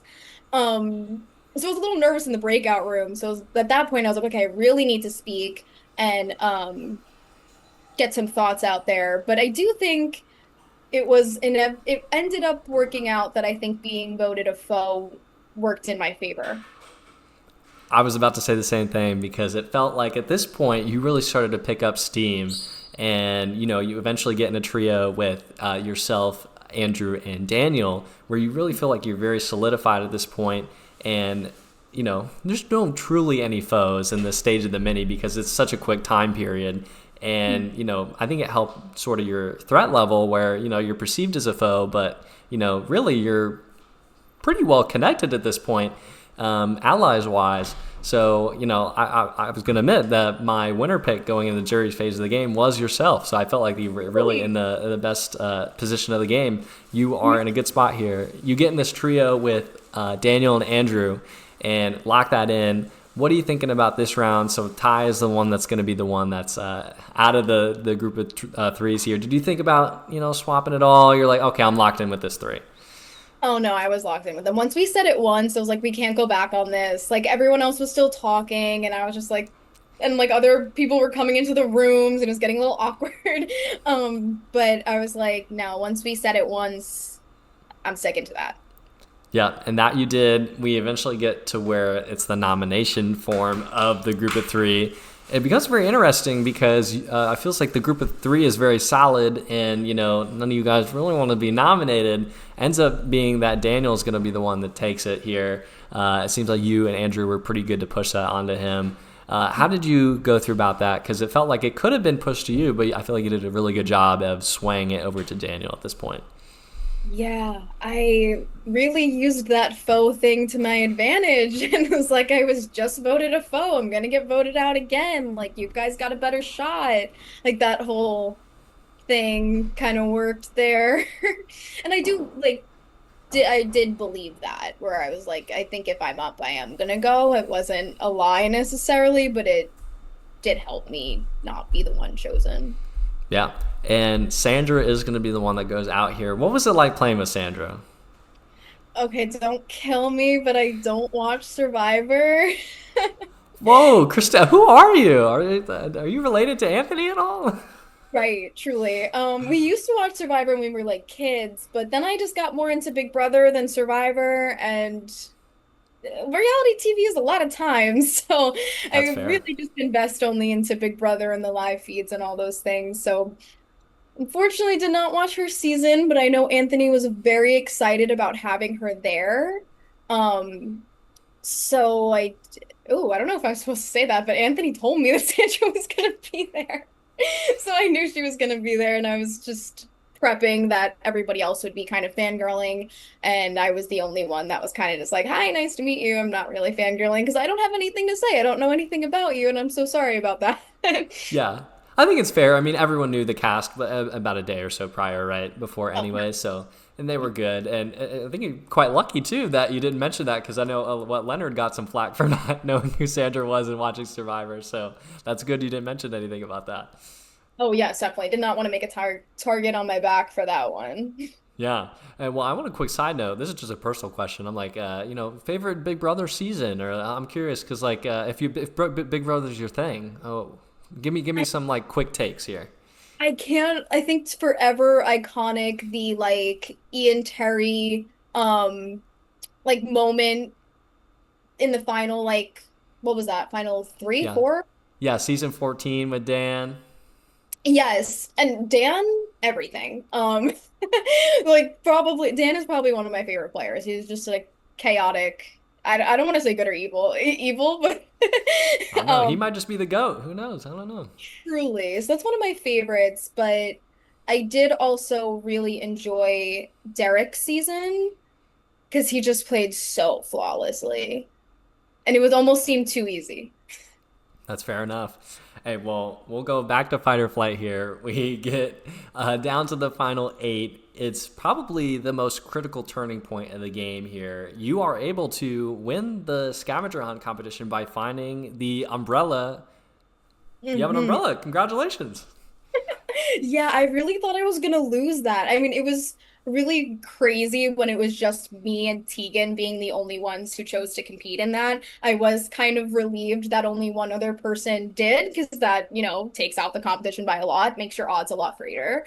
Um, but of course it was an umbrella and I couldn't find one, and I just got really lucky that Tegan apparently didn't even own one. So although it took me a really long time and it freaked me out the whole time of, do I even keep looking? Like, did she find it yet? And then I eventually found one and it all worked out. Yeah, and it did, where you eventually get into this 4-person group of Tegan, Mikaela, Andrew, and yourself, which actually, funnily enough, ends up being the final 4.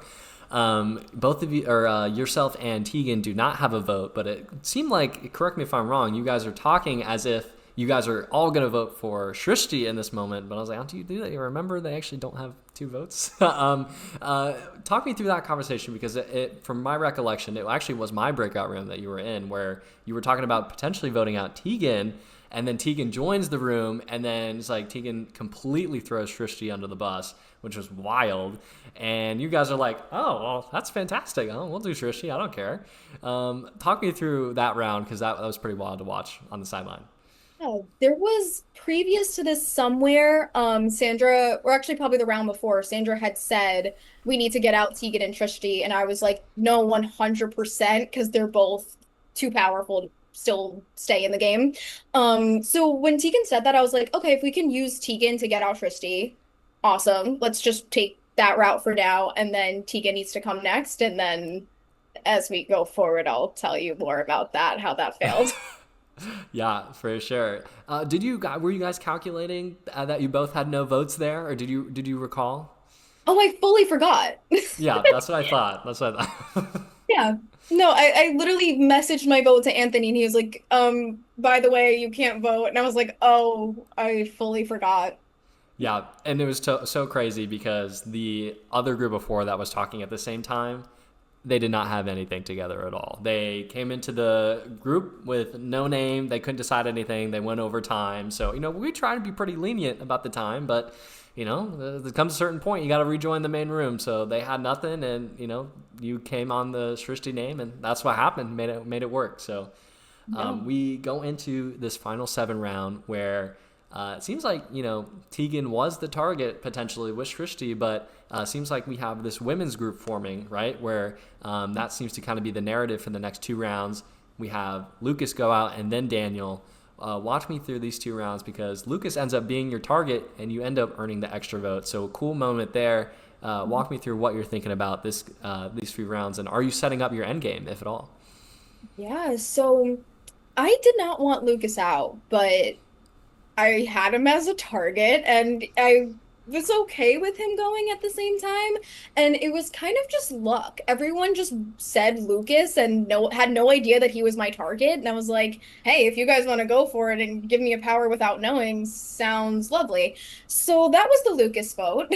Um, and then the Daniel vote comes around, and there was, like you said, this girl group forming, and I pride myself on being the biggest girl's girl. So when a girl group formed, I wanted to be a part of it, but I also knew that this would get very messy for me because I did want Tegan out.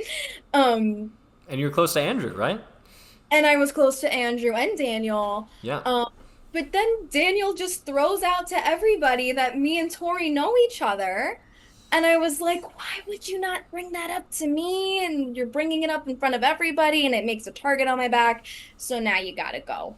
Um, and I did explain it to him, and he was like, oh, we're good. And I probably could have kept him around, but from there, I just didn't trust him anymore. So that was also why I ended up going Daniel. Yeah. Fair enough there. And now you're into the final 5 in a good spot where Andrew gets nominated on a revote here, kind of a crazy vote here publicly. And, it works out for you because, even though it is your ally, you're not going to get chosen for the competition. So you are able to skate through here. What's your thought on Tegan dodging this competition here? Because, Andrew, he takes in Mikaela and takes in Tori. It seems like, Tegan's the biggest threat on the board here. Obviously ends up going on to win. Do you give Andrew some flack for that? Yeah, so this is about the time where me and Andrew start disconnecting a little bit. I think we were still, ride or dies to the end. That didn't change, but we weren't able to speak one-on-one to each other. And I think if we had had that opportunity, things at this point would have played out differently. Um, because I would have loved for Tegan to have gone that day, that round. Sorry to Tegan, but I was genuinely shocked when he didn't choose Tegan. But Tegan had also gotten in with Andrew at this point, where there was a breakout room with me, Tegan, and Andrew. I think Andrew is very quick to believe when somebody's like, yes, I got you, and that kind of thing. Even though I knew Tegan was more interested in the girls at this point, at least that's what it had kind of seemed as. So I didn't necessarily trust her alliance with Andrew and I, but also Andrew didn't know that I felt that way, and I didn't get that chance to share that with him, and I wish I did.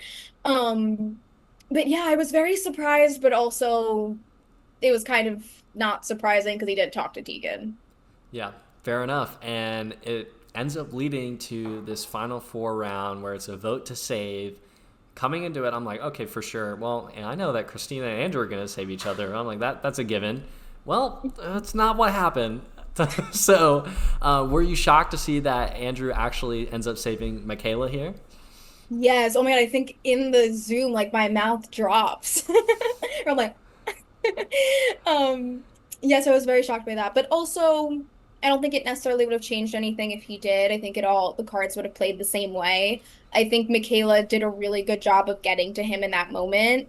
And I think that was another moment that I was being too quiet in and being a little too shy in of all I could think in my brain in that moment was what can I possibly say to convince more than one person to vote for me if they know I'm going to vote for Andrew or I'm going to vote to keep Andrew. Um, Especially because I had publicly gone after Tegan at this point with my vote, with me and Michaela voted Tegan.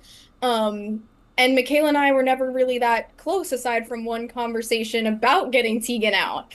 Um, so I felt like I had nothing to say for the girls to really vote for me, and I just banked on Andrew doing it no matter what Michaela said to him. So I think I just a little too quiet there. Yeah. And you end up, now's your shot. You can take out Tegan. It's the moment, It and was. it's your time. And a comp that I'm very familiar with is number comp. You end up, taking a pretty good lead here in this comp. The very first round, you go up 6-5 on number wise. So obviously the comp is about winning those small margins to get ahead. And I felt like that you almost had it on lock. I think you were up like 5-2 at some point, and then kind of just came crashing down. So like, what happened? What?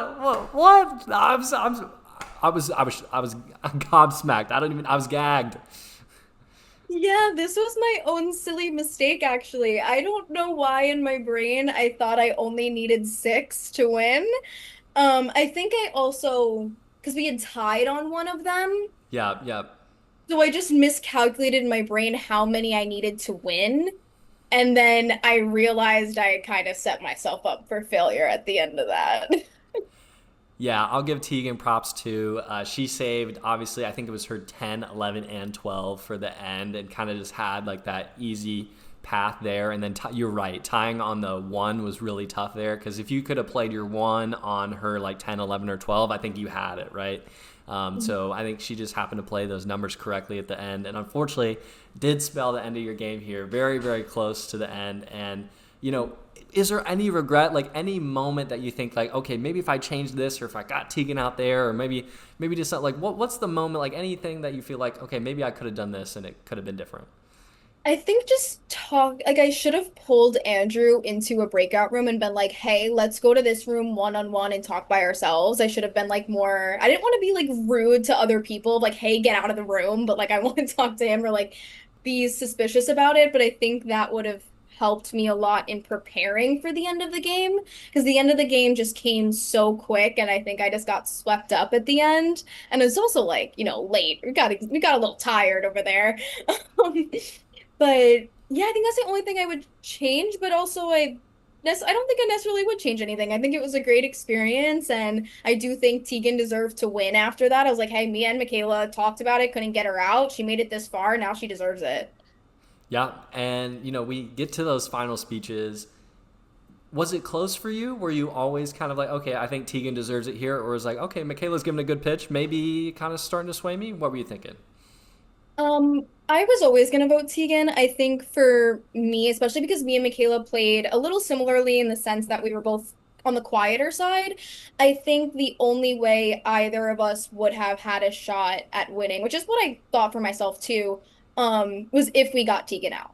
And Tegan sitting there with, how open she played, and there was just no beating her if you didn't get her out. Yeah. And, congratulations, Tegan. Definitely well played game. Super fun to watch. And likewise to you. Anything else that I missed or you wanted to hit on?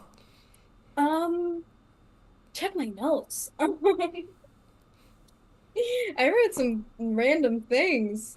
That might have, I will add, I was shocked that Tori got rid of Leonard. That shocked me. I was actually quite upset about that. I didn't get a chance to talk to Leonard, but I wanted to work with him bad. Right. Yeah. Because you knew him from the concert. From Olivia Rodrigo, she bonds Oh. everybody. Yeah. I mean, how could she not, right?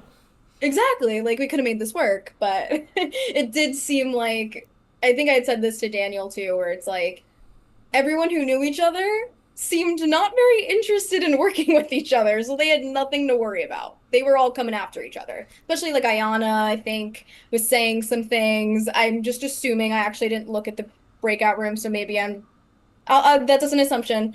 Um, but yeah, so that I think was a twist that surprised me. I really thought we would have this all like secret thing of we all kind of know each other, we're all from New York. Maybe we'll make it work, but I was surprised to see that that was not the case.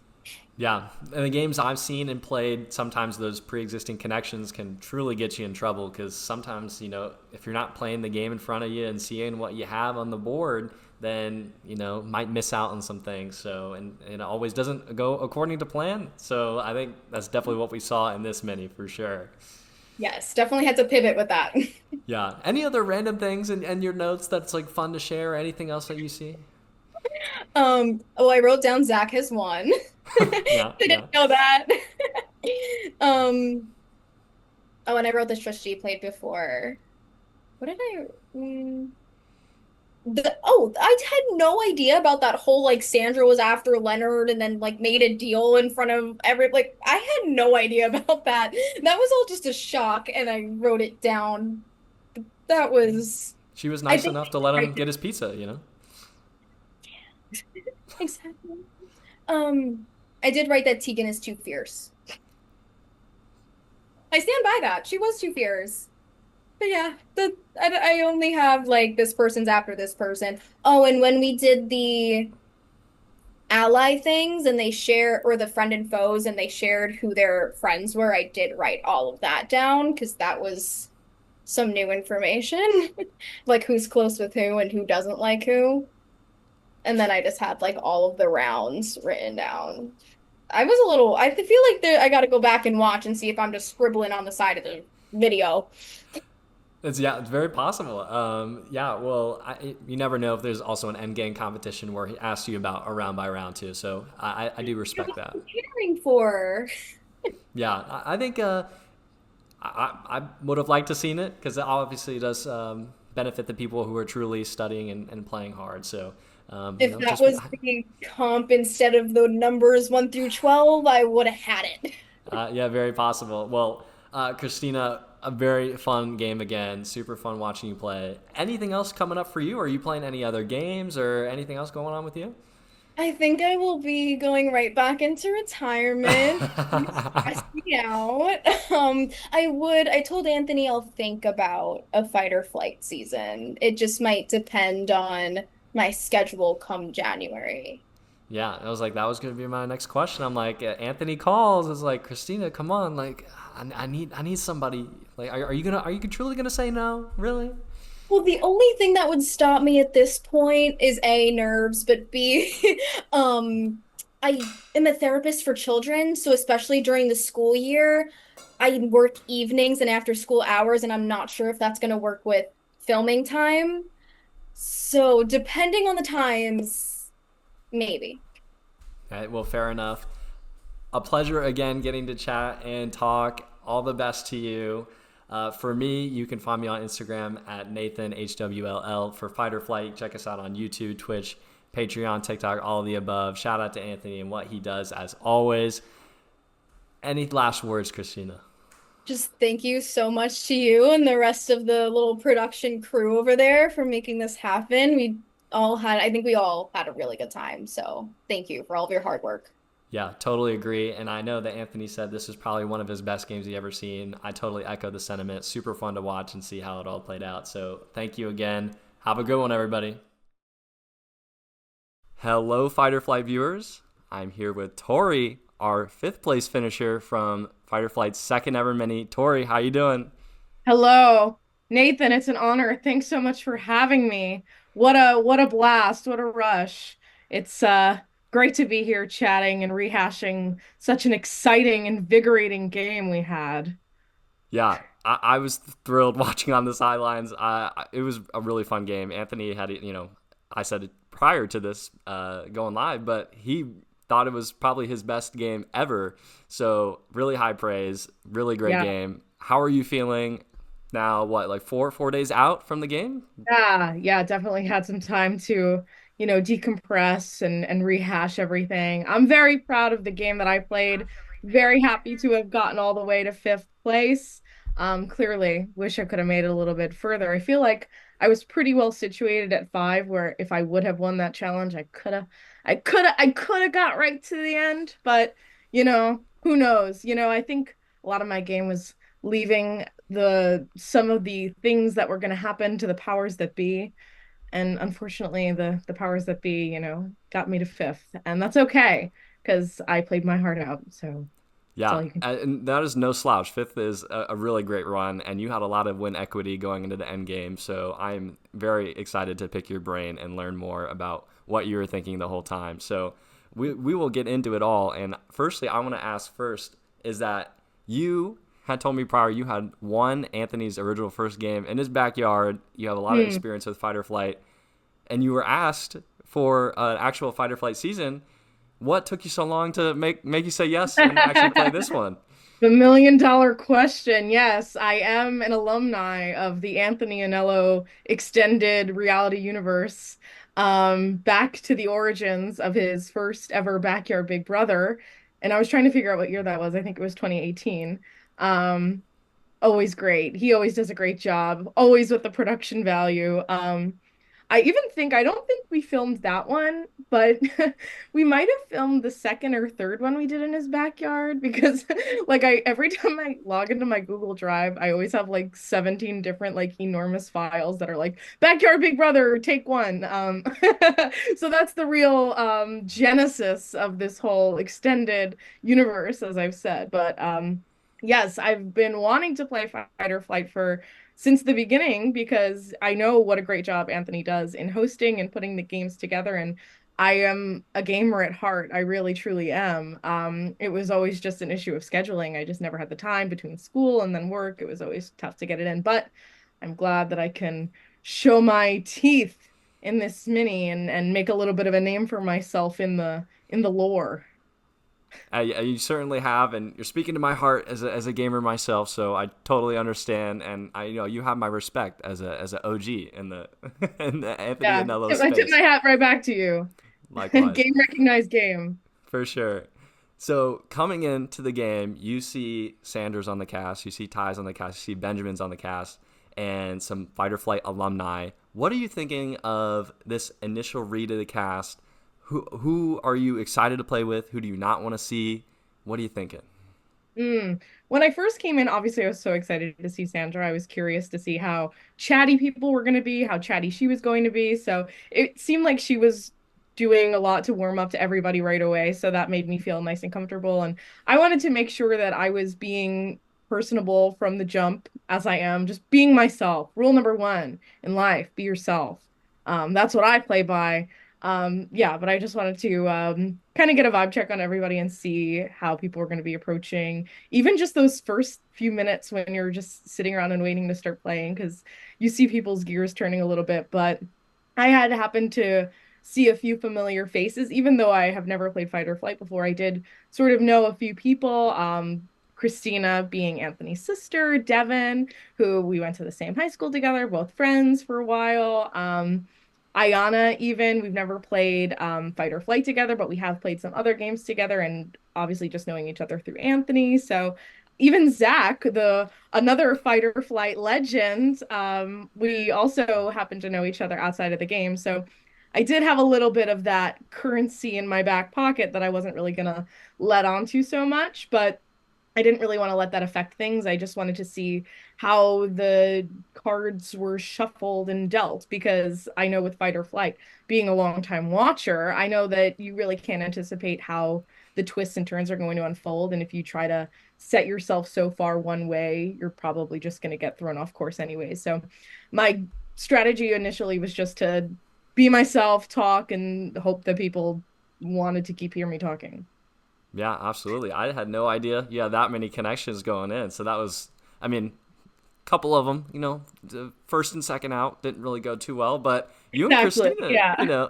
I That's what I'm saying. If I were to banked on that too soon, I would have been in trouble. So I was yeah, like, let's just see what happens. If they stick around, great. If not, I'm gonna see what I can do anyway.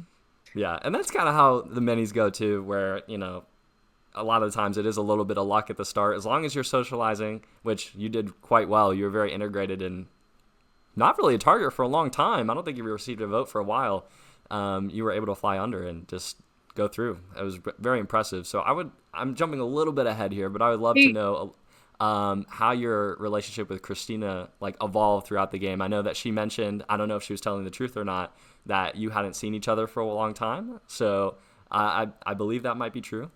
Let me know. yeah, that is true. We actually haven't Okay. seen each other in a while.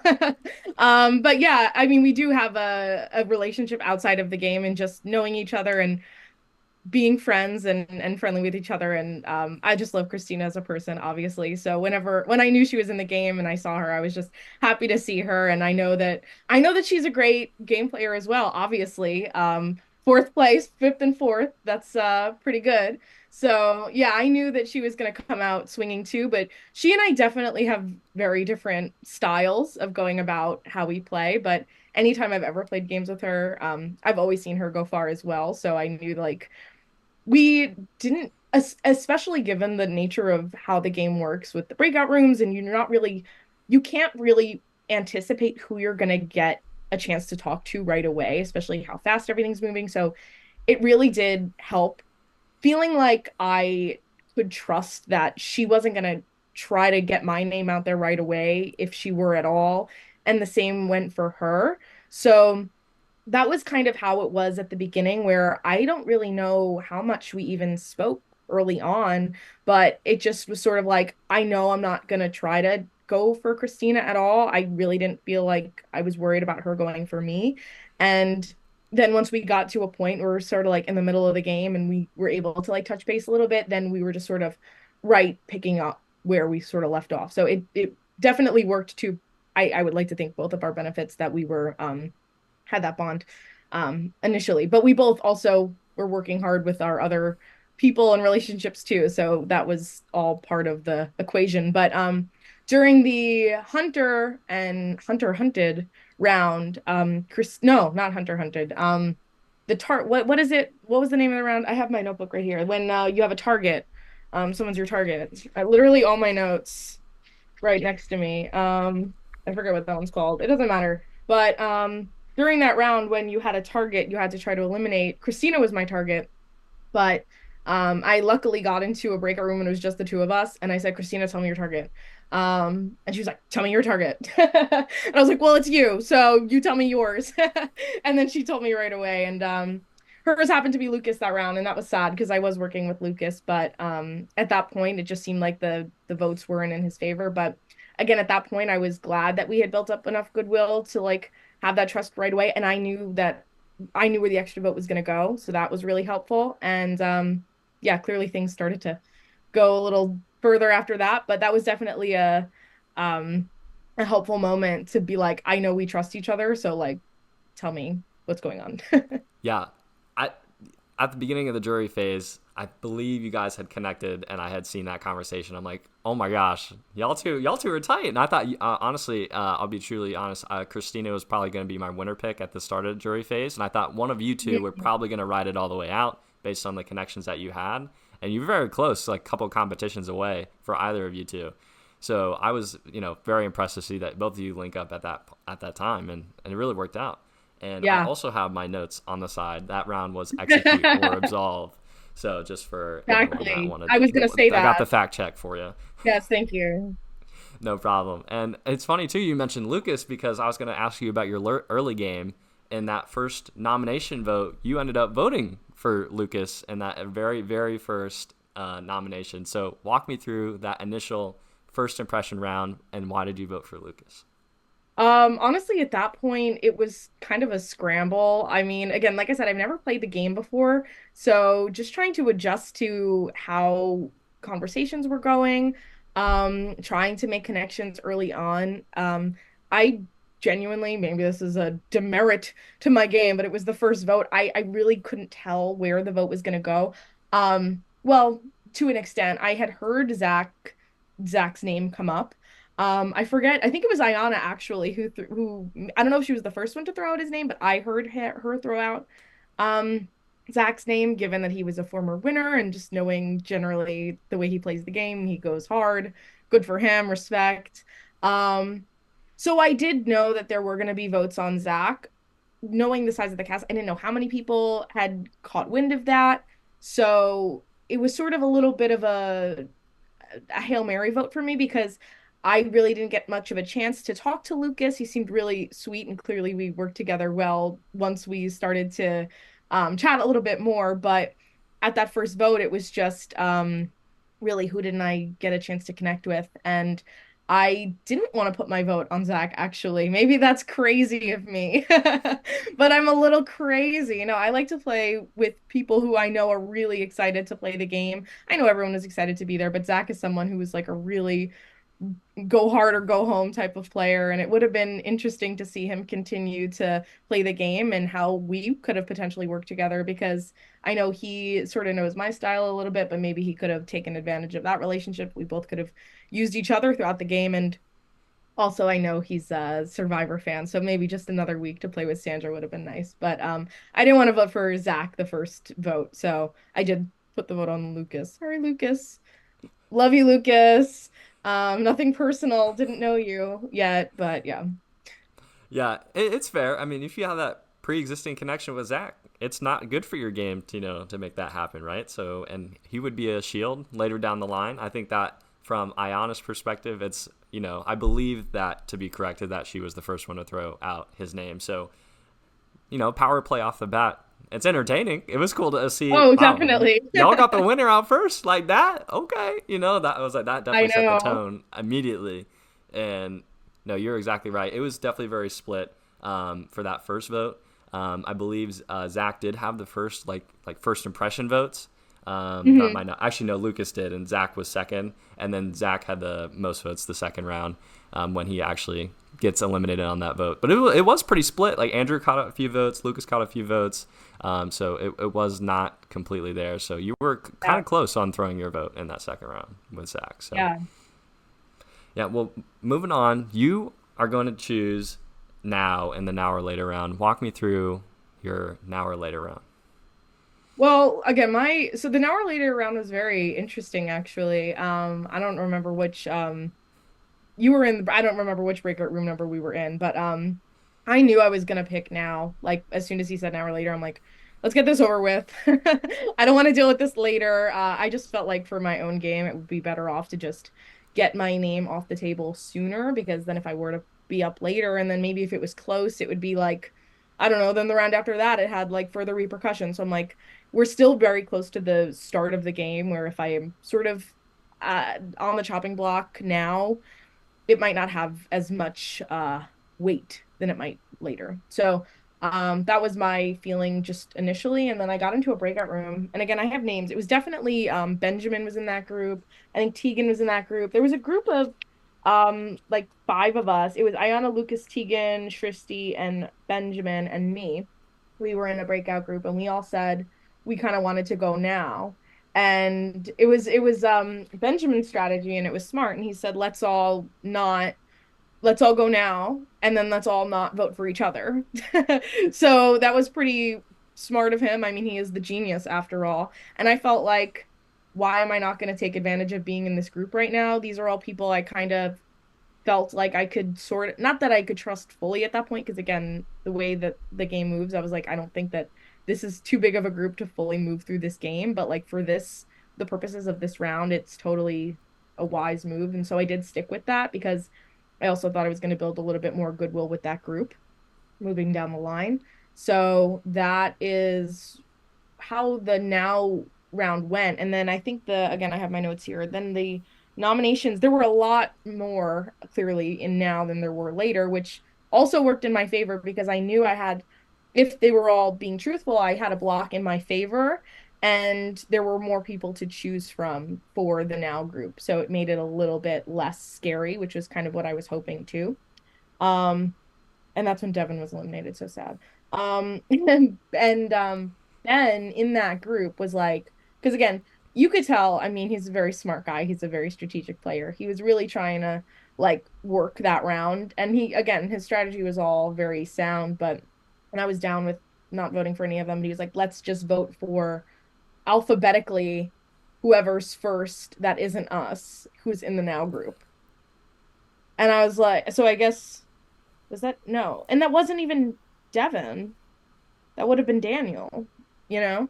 So, um, yeah, that was the strategy of the now or later round, the now round at least. And I didn't vote for Devin because again, why would I have done that?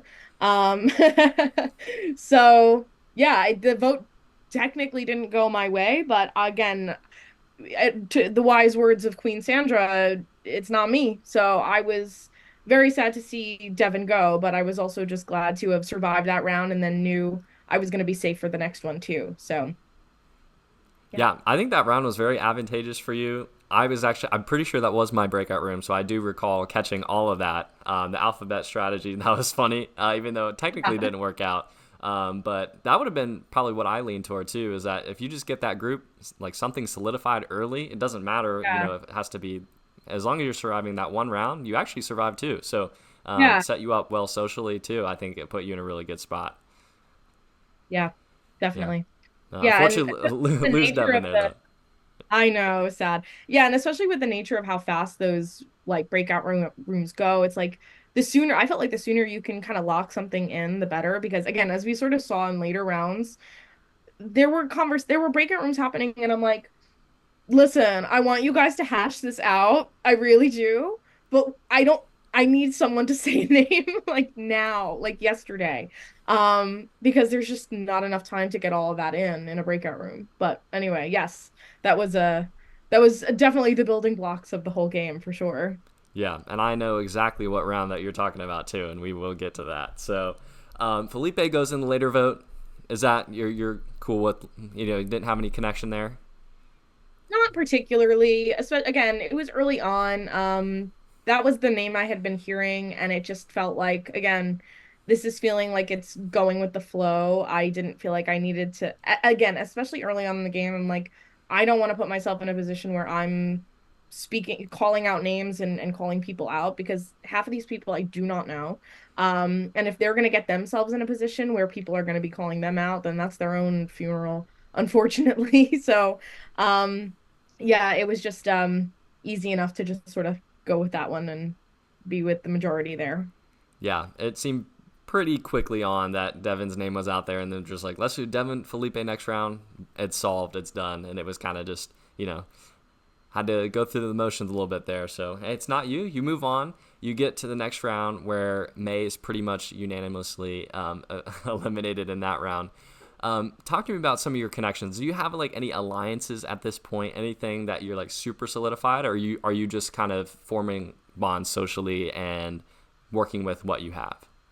Yeah, at that point, I was definitely working with what I had, but also trying to catch people's ears that I felt like I was starting to build on, especially after that round when we had that little group of five and we all kept each other safe. I was like, great. Like, whichever of the five of them is still in the game moving forward, I do feel like we have a little bit of a foundation. We have that goodwill because we knew we had all sort of made good on that, even if we didn't get out whoever we were supposed to, whatever that was. But like, we all kept each other safe, so that was good. So definitely uh Tegan at that point was someone that I was trying to sort of stay consistent with. And Mikaela for sure. Mikaela and I were always sort of catching each other.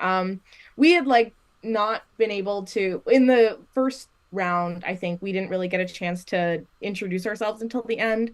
But I think in a way that almost made us click a little bit more because once we did catch each other, it was like, hey, like we didn't get a chance to talk. Like I'm glad to like be able to get to know you a little bit and see where you're at. And I think that I think just we kind of naturally sort of clicked at the beginning. And anytime we did get into a room with each other and one of us said, I'm thinking this, I'm thinking that, or we were in another group, I kind of just trusted that we were both going to be on the same page. It's so hard to tell in these games where people's votes are going. And it was just nice to feel like this was someone I had never met before. We'd never played before. So it was so important to create bonds like that at this point because you still don't know where other people's heads are at, and to feel like you can trust what someone's saying is huge. So Mikaela and I definitely started to bond early on, and it just kept continuing to build over time.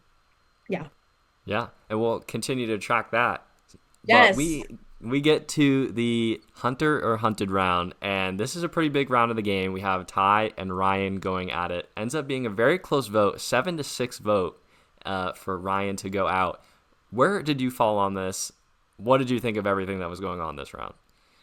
Yeah, this was crazy. Again, having seen this show, I was familiar with the concept of how this round worked, and sort of the possibility that he might put himself up. Um, I wasn't sure exactly where his head was at. Like, it was funny because early in the game, like, I had been sort of talking freely and brainstorming with people in groups and saying one thing or another. And I feel like, again, in terms of bonds, I was trying to build trust with people, but it felt like maybe I was way off. But I mean, I got far enough, but I feel like people were kind of trusting me in a way that was surprising me. Not that it was surprising that I was being trusted, but it just felt like anytime I was talking to someone that I didn't even really like Ryan, I didn't really feel like he and I were super tight at that point because we really weren't talking that much or whatever. But in the Hunter or Hunted round, I got in a breakout room with him and he was like, "Oh, good. I love this group. Like, I trust everyone in this group. Like, tell me your shape." And I was like, "Cool. Like, I'll let you know my shape." And at that point, still, I didn't know if that was just a strategy for him to like be super open and get everybody's shape and then throw me up or throw whoever he wanted up. And he kind of did, but not me, but he threw up who he wanted, Ty. But yeah, I don't know. I think Ryan, it was tough because I did feel like because he had said that and he didn't put me up, I was like, maybe he did trust me and maybe there was something that we could have kept playing and it would have been good to side with him and sort of show him that I had the loyalty to him back. But I don't know. Ultimately, I felt like he was playing in a way I couldn't really predict because we were in a larger group and he's like, "Oh, I trust everybody here." And I'm like, "I don't know. How much can you really bank on that moving forward?" Not to say that I felt super confident about my relationship with Ty either at that point, but it just felt a little bit more I don't know, I guess Shakespearean to have him fall on his own sword at that point. Yeah, um that was kind of the way I went with that one. And yeah, I think it was the right call. He was a yeah, great player, so it happened. Sad. yeah. I think that honestly, Shakespearean is a great way to describe it. So that's very fair. And at that point, you now go into the next round where it's keeper swap. You end up getting to the final two of this competition. You end up with Benjamin.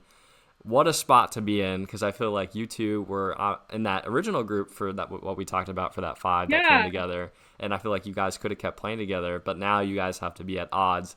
Talk me through what happened during keeper swap here.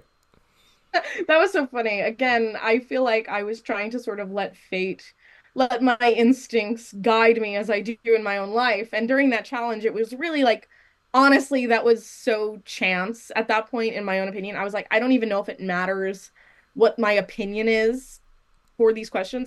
I just kept pulling A and then I pulled B and then it was wrong, whatever. So I got to I got to the bottom two. It is what it is. I was not, thrilled to be there, but I was like, let's see what we can do here.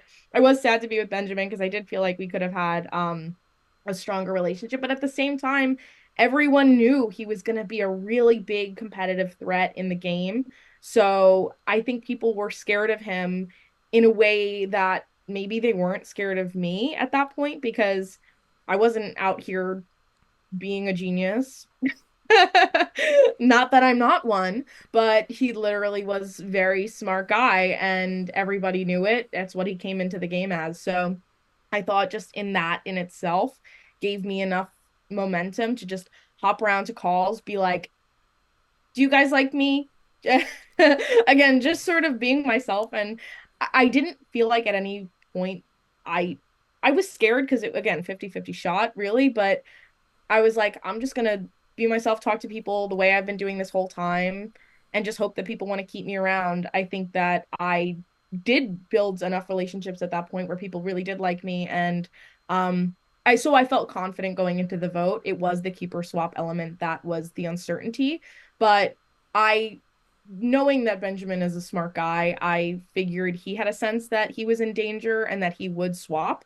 So I knew I was going to keep just right away that part of it for me, not that it wasn't strategic, but my strategy, my best move was just to keep, knowing that the odds are he was going to swap and then it was really just going to be up to chance either way. So again, fate was on my side and it worked out and it felt like it was a really exciting moment when it landed on keep because I knew it was going to be good. And it was funny because he was saying afterwards like, oh, he was trying to like psych me out to get me to swap, and I'm like, I'm not I'm not impressionable like that, Benjamin. I trust my own instincts. Thank you very much. But he had to do what he had to do, and it was really fun to play with him and sad to see him go, but better him than me. So yeah, Yeah, that was a crazy. absolutely. I mean, he tried. I'll give him credit. He was incredibly astute to realize that, hey, he's in trouble. His strategy, I saw a lot of it. He was in my breakout room. He's like, hey, vote for me. I'm going to swap. I'm going to try and get Tori to swap. That's my only shot at this. And, he left up to 50-50, right? And that's all you can really do. And you made it out. And then you are the one to get power this next round with the sole vote to eliminate. Yeah. What do you do? What's the strategy? This is a big Yeah. chance in the game, and after this, you're actually able to pretty much slip under the radar. You would think that something like Ryan getting a huge power it goes straight out. If you get a huge power like this, it's a big thing. But you're able to handle it Yeah. very well. Walk me through this. Yeah. So I again the chain of power, did I think it was going to go my way? Absolutely no idea. It was really just I was not going to raise my hand. People kept being like, "Who's going to volunteer? Who's going to volunteer?" And I was like, I don't really think there's any benefit in me doing that because I'm just kind of showing my hand, having to pick somebody else, pull somebody else out of the line. It's like, let's just like let people do what they want to do and let that like teach me something about what's going on in this game. Because at this point, we're all in private breakout rooms. We don't really have that much information anyways. So I was like, I'm just gonna keep quiet and see what happens. And then I knew when it was down to Ayana and she had the final say, I was like, it's gonna be me. Like, and it's not that I wasn't gunning for it, but I was just waiting around to see, and it worked out. Again, Ayana and I had been again touching base, so I felt confidently that when she had the say that it was gonna come down to me. Did I know what I wanted to do with it? Absolutely not. It was really a game time decision. Yeah, it was tough because having the soul vote is so much power and you don't exactly want to show your hand and you want to make a move because it's arguably the biggest power anyone had had up to that point because you're just no one else had been able to do something like that as big as grand as that. So my choice to take out Leonard definitely had something to do with the fact that just earlier in the chain, he was saying something about how he didn't really feel like he had to worry about me getting votes or something like that, which I didn't really feel like that was like super on point because I had just been up on the block and I feel like once you're up, it's kind of easy to put the same person up again. And now with that being out there, I don't know, no one else was really saying anything to that point. So I was like, Leonard is loves to, Leonard's a great speaker. Leonard has a great personality, huge personality.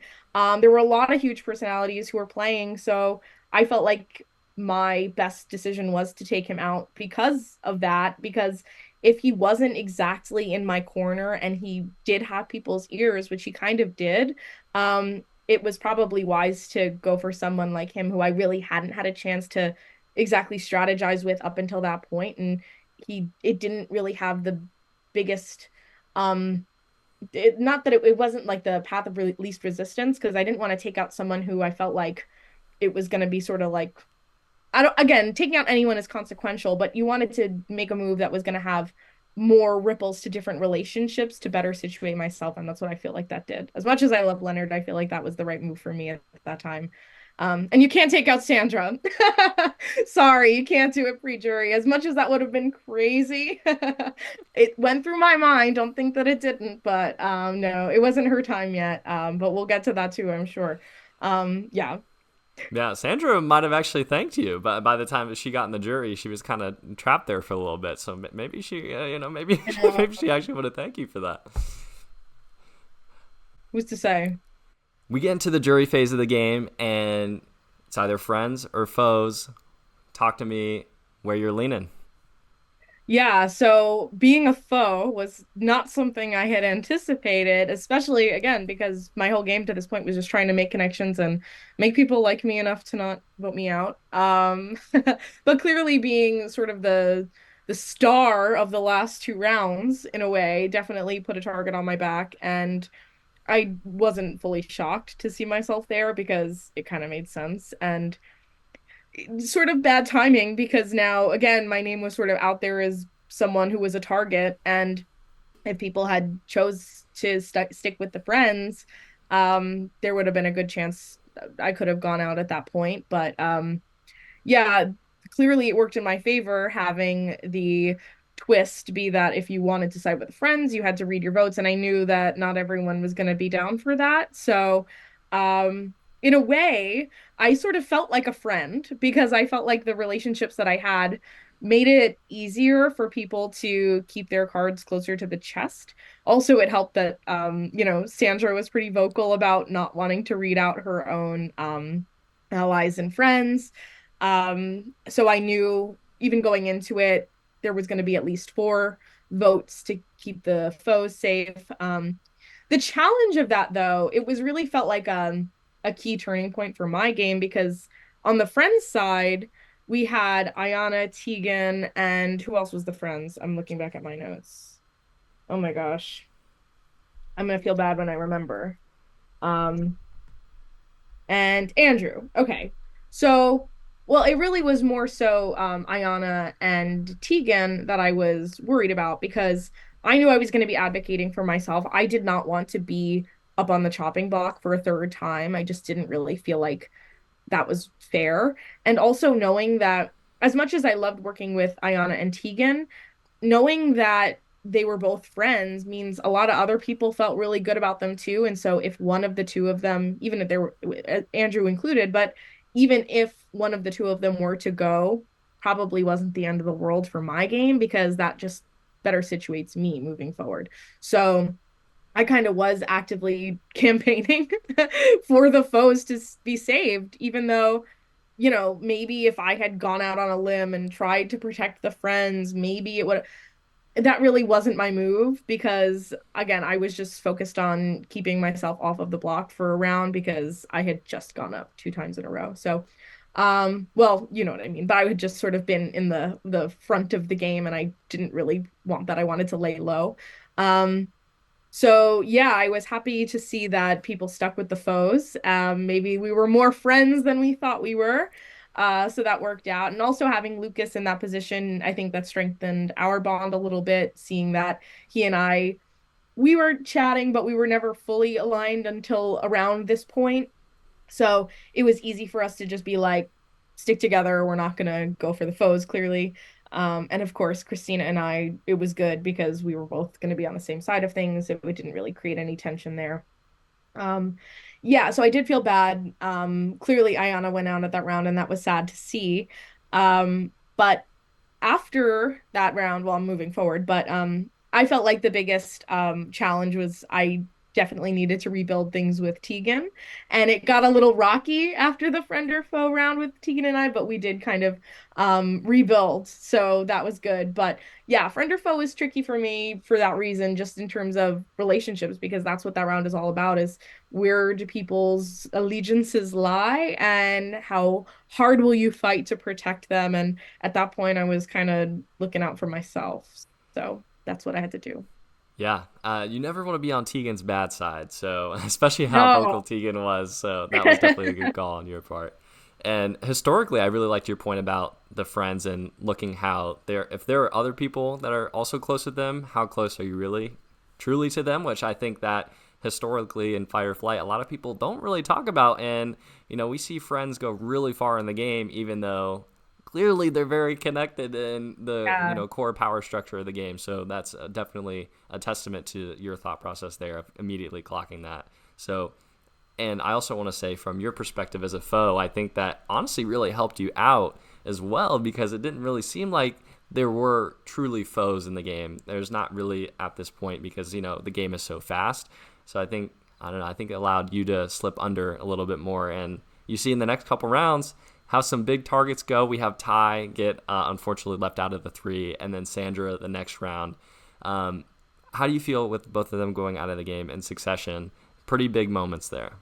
Yeah. So Ty's elimination, again, that round was I was in a breakout room. I immediately hopped in and it was me, Lucas, and Mikaela. And I was like, me and Mikaela are good. Lucas and I felt good with him because he was also a foe. Um, well, that's yeah, this was the tie. This was those two rounds in succession. So that's how we kind of came to that three. And we were like, we're locked in. I was like, I want to just hop around and see where other people are at because I'm nosy. No, but you want to see where things As you are should be, right? Yeah. as it should be. Yeah, so I before I hopped out, Tegan hopped in and she was like, "Oh, what's going on?" And I was like, I wanted her to know right away because I didn't know what her situation was. I was like, "Oh, like we're grouped up. So like if you don't have a group, like go get one." Because I didn't want her to think like we were gonna break up or if she was looking for an extra person. I was like kind of wanting to save her time, but she kind of read that as like I didn't want to play with her. Which definitely wasn't the case. I was just kind of trying to give her the information she needed as soon as possible because again, I love to chit chat, I love to talk, but in those breakout rooms, I'm like, I recognize how time is of the essence. And like when I get into a breakout room, I'm like, please tell me the information I need to know at the top, and then we can get to whatever else we need to talk about after. Because if I don't know what I need to know now, what am I gonna do when I get to the next phase? So that was really what I was trying to do there. But anyways, being in the group with the two of them, and then I was definitely again a big play by Tegan to sort of cut tie for Sandra. That was a huge move. I was, clearly watching along and listening along. I felt solid in my group. Um, but I respected the choice to sort of bring Sandra in. Um, I don't know if I thought that maybe Tegan should have stuck with Ty. I think it maybe would have been wiser in the long. I mean, clearly Tegan won anyway, right? But I'm thinking in that situation, like Sandra was really playing in a way where she's Sandra, right? Like, Sandra's gonna do what Sandra's gonna do. She's gonna say something. People are gonna listen for obvious reasons. We all love her. We're all huge fans. So I think she really had a lot of weight in the game, even if she wasn't doing much. Anything she did was really significant. So, yeah, the seeing Tygo was sad because she was really fun to play with and so smart, but I also wasn't too mad about it because I'm like, this is the point in the game where if we don't see a lot of these bigger targets going eventually, we're all gonna get run over in like 15 minutes because the game's gonna start to get out of your hands. And yeah, at that point, my tightest relationships wasn't with Ty anyways. Like we really hadn't gotten a chance to connect too much at that point. So it was unfortunate, but I felt like it was I made peace with it. As for Sandra, so I was up in my round and I said to the two of them, I was like, listen, I really don't want to be up right now. I would like same reasoning, like I was just in the spotlight a little bit. I was just a foe. I don't really feel good about my spot if I do go up. Um, but Lucas kind of made the same case. And, to be fair, I think if Lucas had gone up, maybe his spot would have been worse than mine because I think that I had done a little bit of a more I had sort of ingratiated myself a little bit differently, and also having the connections I had, I felt like maybe I was a little bit more comfortable than Lucas at that point. Um, it's not that I wanted to see him go either, but I also just wanted to make sure that I wasn't up for another round. Mikaela ultimately decided on rock, paper, scissors, or suggested rock, paper, scissors, which is a little crazy. I didn't really, again, I was leaving things up to fate. I didn't really want to, but at that point, something had to happen. And when it was me, I was like, let's see what happens because this isn't a death sentence just yet. And if I can fight my way, it is fight or flight after all. If I don't have to flight, if I have to fight here, I'm gonna fight. And I'm gonna see where I really stand in this game because if there are two other nominees up against me and I can protect myself, then that's not too bad. Maybe it might spell trouble down the line, but I was willing to see what happened. So it what did end up being me and going up against Sandra and Daniel, right? Yeah. Sandra and Daniel. Um, I knew it was sort of like pointless to campaign against Daniel. The only shot I had at staying is if I made the clear enough case against Sandra. Not just me. I know Daniel was doing the same thing as well, and that's why I also felt like this was the best move. If the two of us were both sort of on the same page about that vocally and openly, then there would be at least a little bit of momentum where it wasn't just going to be a total wash. So that was my thought process there. And I did catch Tegan's ear at that point because I did feel like we were sort of getting to a point where we could have been at odds, and she was trying to maybe protect Sandra by the at the start of that round. And then I had a chat with her and I was like, "Hey, like I do still want to keep playing this game with you," and I meant it. I really did want to keep playing with Tegan. And yeah, so I was like, "Don't keep Sandra. Keep me." I mean, it was just that was really the argument. I mean, if we kept playing with Sandra, like I said earlier, it was only gonna just keep no one was gonna get her out if like we got her even further. And um it just seemed like it made the most logical sense in my opinion. So it was such a moment, a life moment to be up against Sandra and to come out victorious. I was very proud of myself. That was really a highlight of the game for me, I must say, was the fact that I was able to pull it out next to the Queen. So, yeah, very pleased with how that round went. And honestly, after that, I was like, the fact that I was able to survive this, like, let's see how much further I can get now. And this was, it was already one for the books after that. So I was very proud of myself and felt like I was really building up a resume for the end game at that point because I had already fought my way out from the bottom quite a few times. And I think I said it in the larger group too, but I felt like I kind of, in some ways, was playing from the bottom because people were looking at me, and it wasn't a bad idea to keep me around for that reason. Yeah, so many great points that you had. I was immediately going to talk about that resume too, because you were really starting to amass it. You had the sole vote, and now you survived against Sandra. You're kind of playing with house money at this point because it feels like, wow, you already just did that. How many people can say that they were against Sandra and they got Sandra out in a game? Not many. So you Pretty can, crazy. Pretty no huge. matter what, you can take that to the bank. No one can take that Yeah. away from you. So, I Yeah. mean, what It's accomplishment gonna that be on is. the headstone. 100%. And I really liked what you said about Tegan's perspective too. From that point, I felt like that Tegan was making the wrong decisions. Like if I'm looking at her winner story, I think Ty and Sandra both would have been necessary to keep around from a shield perspective. And then it leads to this next insane round where Tegan, in my opinion, makes the biggest move of the game and throws Shrishti straight under the bus and the other group that was not yourself in that other four group. But I really want to talk about your four here is what we see with prior round with the rock, paper, scissors. It seems like you are one of the only people that is really time conscious. is like really worried about the time here. And then we get Yeah. to this final 8 round where I know the moderators are, generally we're fairly lax. We try to be nice about it, but you guys are very much over time. And I got to go back to the main room, and you guys do Yeah. not have a name. You have not decided on a No. name, and you go back to the main room. And technically, you guys should have the numbers because I believe Tegan and Christina don't have a vote. So if your four collectively decided on a name in that moment, you guys would have Yeah. had the numbers. So talk me through that. That was probably the wildest moment of the game, in my opinion.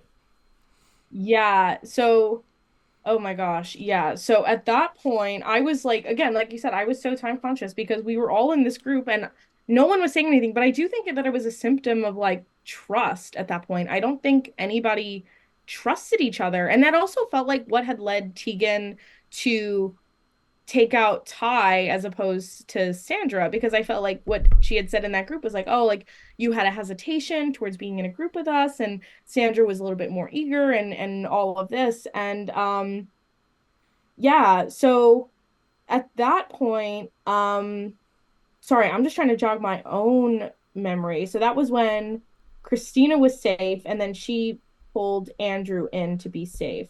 Um, so yeah, no, those rounds were like such a blur because at this point, like I was already just sort of like recovering from being up and kind of being a little bit stressed and like hoping that there was enough noise going on to like not have my own name be out there again. Um, so when we were in that group and nobody was really being open, I was like, who's even working with who? Like I genuinely couldn't even tell. And I think that was probably a an issue maybe with Tristy's like position at that point because I also felt like I was working on building a relationship in the game with Tristy and like we just didn't get there and maybe I just wasn't the only person to feel that way. And I don't think it was just her. Clearly, again, it was the whole group, but I think that yeah, that was definitely an issue and I felt like, you know, when I was in those groups, especially after those few rounds, I was like, are people just not saying something because I'm here? I was like, are people talking behind my back here? So I was worried even if it wasn't me, just that I wasn't in the know. Um, so it was really pretty chaotic. And it was also telling that, again, clearly Christina and Andrew had developed a relationship at that point that I was becoming privy to. The fact that she pulled him in was a big decision. So yeah, I was really kind of flying blind at that round. But that was a huge turning point in the game for sure. But again, I was just glad that I was able to survive it. And I was Yeah. mad that I didn't play the scavenger hunt, to be honest. Yeah. Would you have had an umbrella? I would have. I think I would have had it sooner. You know, I have this whole rack out here. I've had an umbrella out there for a long time, but it might be downstairs. But I do think I would have been able to get it faster. But that wouldn't have been good for me. Another a competition comp beast after all this? No, wouldn't have been Yeah. wise. Yeah. I think still at that point, Tegan was probably the biggest threat left in the game, still the most Yeah. vocal. So I still think that you had a little bit of leeway. And as long as, depending on where Christina was at, I know Christina kind of was number ones with Andrew and potentially Mhm. yourself. So it kind of depended on where she would go to. But I still think you had a good shot, even if you played regardless. But, I mean, in my position, I always advocate going for the vote, but that's just my thing. So I think it's the right call. But Yeah, especially my decision for that round was again, I felt like it was really crucial that I was voting because I wanted people to know where I was at. And to be able to say, like, no, I'm with you. We've been sticking together. Like, again, even Lucas, Mikaela, like, if you can't protect other people, then you can't really expect them to protect you back. And I felt like I had genuinely built up goodwill throughout the game. And it did pay off for me. So that was why I opted to keep my vote. absolutely. And I think you made a good point too about more the passivity of a lot of the players too, where we see that a lot of this end game stretch Tegan is very much able to control a lot of the flow of what's going on, and it's very impressive to see how she did it. Where I was like, clearly, at least from the outsider perspective, I'm like, she's a very big threat. Y'all gonna do something about this? And maybe too late, of course. So we see obviously Tegan makes a move on Shrishi, and then in the next round, very easy to throw out Lucas's name. Lucas goes, very quick vote there. But then we get to the final six round where it becomes a little bit dangerous for you. You end up copying 2 votes from Tegan and from Andrew this round, but you had Christina and her extra vote plus yourself as well. Walk me through this final six round in a little bit of danger, but able to survive to the final 5 here. Yeah, so once we got to that point, it was sad to see Lucas go, and I did vote for Lucas because at that point I had hopped into a call and it was I forget, it was like again Christine, maybe Christina, Andrew, Tegan, I forget at that point, but it was clear that it was the majority and it was clear that they were all going for Lucas, and there really wasn't anything I was going to be able to do to protect him. So I was like, if these are going to be the people who are still in the game in the next round, it really doesn't do me any good to vote against it. Um, so that was what led me to my decision there. So that was stay or go when no, is that the round? Yep, that was stay or go. Okay, so that was when That was when Lucas was eliminated. yeah, that was when Lucas was eliminated. It was stay or go, and then you also had show or throw, which gets a little bit confusing. That was at final Oh yeah, yeah. six. That's when I stopped taking notes because that's when I At a started. certain point, the twists become a Yeah, little yeah. I was yeah. So that was so sorry. Walk it back. So when Christina had the extra vote after the Lucas vote, correct. um and that was when Daniel went. Yeah. So Daniel ends up Okay. going at the 6. You yourself, Christina, and Mikaela all vote together for Daniel. Ends up being Gotcha. Okay, I 4. didn't know Yep. Tegan. I didn't know Tegan put a vote on me. That's very interesting. Yeah. Um, but good for her. I mean, truly at that point, I was happy to stick with Tegan, as crazy as that sounds. Knowing how big of a player she was and how many big moves she was making. Um, because honestly, I felt like I was making a lot of big moves too. And if I were to go after Tegan, it was really just going to be me next. And that really wasn't how I wanted to play. I was enjoying playing. I was enjoying playing with everybody, but I felt like it was in my best interest to keep it the way that it was. That round was interesting because I knew Christina had the extra vote. I actually didn't know at that point. I was unsure of the intricacies of it. I was like, does she have to use it now? Anyway, um, but I was happy to be in the group with Tegan, Christina, and I were in the group initially, and I felt good about that. And it just felt easy to have the ladies stick together because we had the numbers. So it didn't feel like it to me, it felt pretty straightforward. And I did have the weakest relationship with Daniel of the group so far, of those, that combination of people, besides Andrew, but he was safe. Sorry, Andrew. All love. Um, yeah, Mikaela was definitely thinking about going for Tegan at that point. And I know at that point, Christina was also a little bit sus of Mikaela. So you really see the seeds of what happens throughout the rest of the game after I was gone, obviously. But you see all those seeds starting.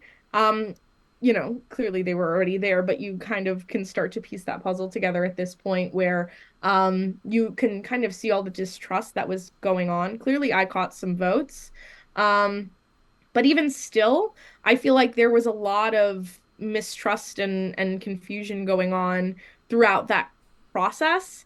And yeah, I was gonna stick with what I felt like the strongest numbers were. And knowing that Christina had the extra vote, I was gonna go the way that she wanted to go. I knew she was considering Mikaela, but ultimately I felt like I was able to get into a chat with Christina and Mikaela. I didn't think that Christina was feeling like totally 100% with her at that point. They had just sort of started to connect. But I do think she recognized that going for Daniel was the wiser choice. So I felt comfortable with my vote as well, and I'm glad that I went the right way. But again, it was so fun playing with everyone, and Daniel was great too. But I was just glad to see the vote go my way at that point. Yeah. From your perspective as a fight or flight watcher, I mean, we don't know Tegan to be that much of a threat that she ended up being. So we see that, Tegan wins out from 5, 4, and 3. So you can't, actually, well, technically, Tegan gets saved at 5, which was wild. We'll talk about that. So you can't really predict that from your perspective. If you think that Yeah. you're going to be the next biggest threat, it does make sense for Tegan to stay in the game. I think only from your perspective, which is interesting too to see from talking to other people. We'll see about that. But Yeah.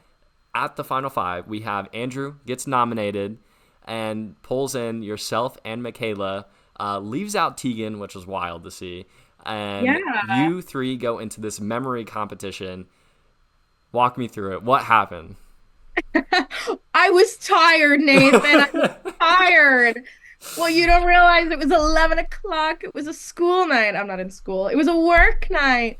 No, it was I think clearly I didn't pull it through. It was so sad. I'm good at memory. I have a good memory, even though I flopped at that challenge, but trust me, if you caught me an hour sooner, yeah, I think it was also just some bad luck too. Andrew caught some really good combos in there, and I was like, "Whoa, good guessing." Yeah, it was a shame. I was really sad because when I saw it was the memory, I was like, "Oh, I got this, I got this, I got this," and then you don't have it, but it's okay. Yeah, I wasn't totally shocked to be pulled in again at that point. Um, I felt like it was he and Mikaela were probably the most at odds for whatever reason. They just weren't working together. So it wasn't gonna be Christina, God bless. Good for her. She did the right thing. And so yeah, it was kind of like a coin flip between Tegan and I. I think Andrew's logic, if I could read his mind, is I think he knew Tegan was such a huge threat in general, and I think he wanted to, I don't know, keep her in because he felt like it was going to be more of a feather in his proverbial cap. I don't know, and maybe earn a little goodwill with her. Who's to say? And I think maybe they did have a slightly better working relationship than he and I did at that point because they were, I think, a little bit more on the same side of votes than he and I had been. So again, wasn't totally shocked, but I was very sad to completely lose my mind. No, it was there was I think I had one guess where I was like, oh, I should have guessed that, but at that point, what can you do? I was just happy to go out swinging, and nobody voted me out, and that's another accomplishment I'd say. And making it to 5 was a great accomplishment in my book, and I had a blast. So sad to be taken down by the memory wall, but there are worse ways to go in this life. 100%. I've had a very worse way to go. So trust me, I understand and I empathize with Yes. losing an endgame comp and flopping. So I Yeah. have done that too. So trust me, Respect. Again, game recognized game. 100%. So we end up getting, to the final 2, Tegan versus Mikaela. Talk me through, you're listening to the jury pitches. You have your question. Who do you think you're going to vote for? Are you decided? What are you thinking? Well, I was really just genuinely so happy to see the two of them in the final two. I mean, everyone was playing such a great game at that point. Clearly, everyone was playing their hearts out, so any combination would have been great. But I was really happy to see the two of them. Tegan was really playing such a fantastic game, clearly. The fact that she made it all the way to the end and it was just so impressive. So I was so happy to see her there. And Mikaela, like I said, she and I were really playing so closely together, and I really tried to have her back throughout the whole game. I really did, and I was not willing to vote for her. Even when Christina tried to throw her name out, I was like, I do not want to see Mikaela go at all. Um, I was just really happy to keep working with her and see her and just to keep playing with her. I really loved hearing Mikaela's perspective on the game, having never played before, not having known anybody. Honestly, I was like, she was so, and I was just so proud of her game and so happy to hear everything she had to say. So it really was a hard decision between the two of them because they both had done such an amazing job. But my vote did go to Tegan just because I feel like, again, she really just had an all-star game, like really knocked it out of the park round after round, was so commanding throughout every vote. Like you could just tell she had such a pulse on everything that was going on, which feels nearly impossible in a game like this. I try to feel like I was able to get a read on the situation in those breakout rooms, but even still I was like I there were moments I was like I have no idea what's going on. So the fact that she was able to really just take the game under her wing and just run with it. Yeah, it was a definitely a very well deserved win, but it was such a great final two, and they're both winners in my book. They're fantastic. Yeah, absolutely. I definitely echo the same sentiment. Both played really great games, and that's a tough decision too, especially when Mikaela made a very compelling argument. I'm very excited to speak with her too, where Yeah, obviously very two distinct great games, like one totally, very out in the totally. open, one another very nuanced under the radar game, which was still very impressive in its own right. So definitely tough decision there. But Tori, I gotta know, if you're asked to play a full fight or flight season, would you do it? I would love to play a full season. I know the people will be in touch, the agents, the managers, they're all knocking down my door. I would love to play, clearly, time permitting. We're gonna have to try to get it on the books. I would love to play. I'd like to shout out the real winner, which is my finger traps. I try to use my desk to my advantage at every turn. It's still filled with nonsense. But yeah, I would love to play, and it was just so much fun getting a chance to play with everyone and get my competitive edge back after being dormant for so long. Absolutely. And shout out your desk of nonsense too. Sometimes at the beginning of the game, you just need a couple fun things, fun tricks to just get in good with people. Right? So that was a very smart idea to just be like, hey, I got this. Maybe just check out this if you need me the next round. So I thoroughly enjoyed hearing that part too. Thanks. I needed like a running joke. You know what I mean? That's what I live for. I'm like I need a bit. I need something that I can like build on. So that worked. That worked for me. I think people responded. I think the people were a fan of that. Everyone in the chat was, I'm just kidding. I wasn't reading the chat. Just Yeah. kidding. Yeah. Well, Tori, what's next for you? Anything coming up? Like any other games or what's going on with you? Oh my God, in my life. What do I have to plug? Not so much. Just follow me in my life. I'll just add me on friend in real life. Everyone can have my phone number and text me and say, "What are you doing today?" And I'll let you know. That's what I'm up to. No, I'm not playing anything anytime soon, unless it's fight or flight. But so I don't have anything major to plug, but yeah, except fight or flight. So go play fight or flight. I'll throw the plug back. Hey, fair enough. I appreciate it. Well, Tori, thank you so much for your time tonight. Thoroughly enjoyed hearing about your game and talking with you. For me, this has been Nathan. You can follow me on Instagram at NathanHWLL. And for Fight or Flight, you can follow us on YouTube, Twitch, Patreon, TikTok, all of those spaces. Thank you so much. Have a great night.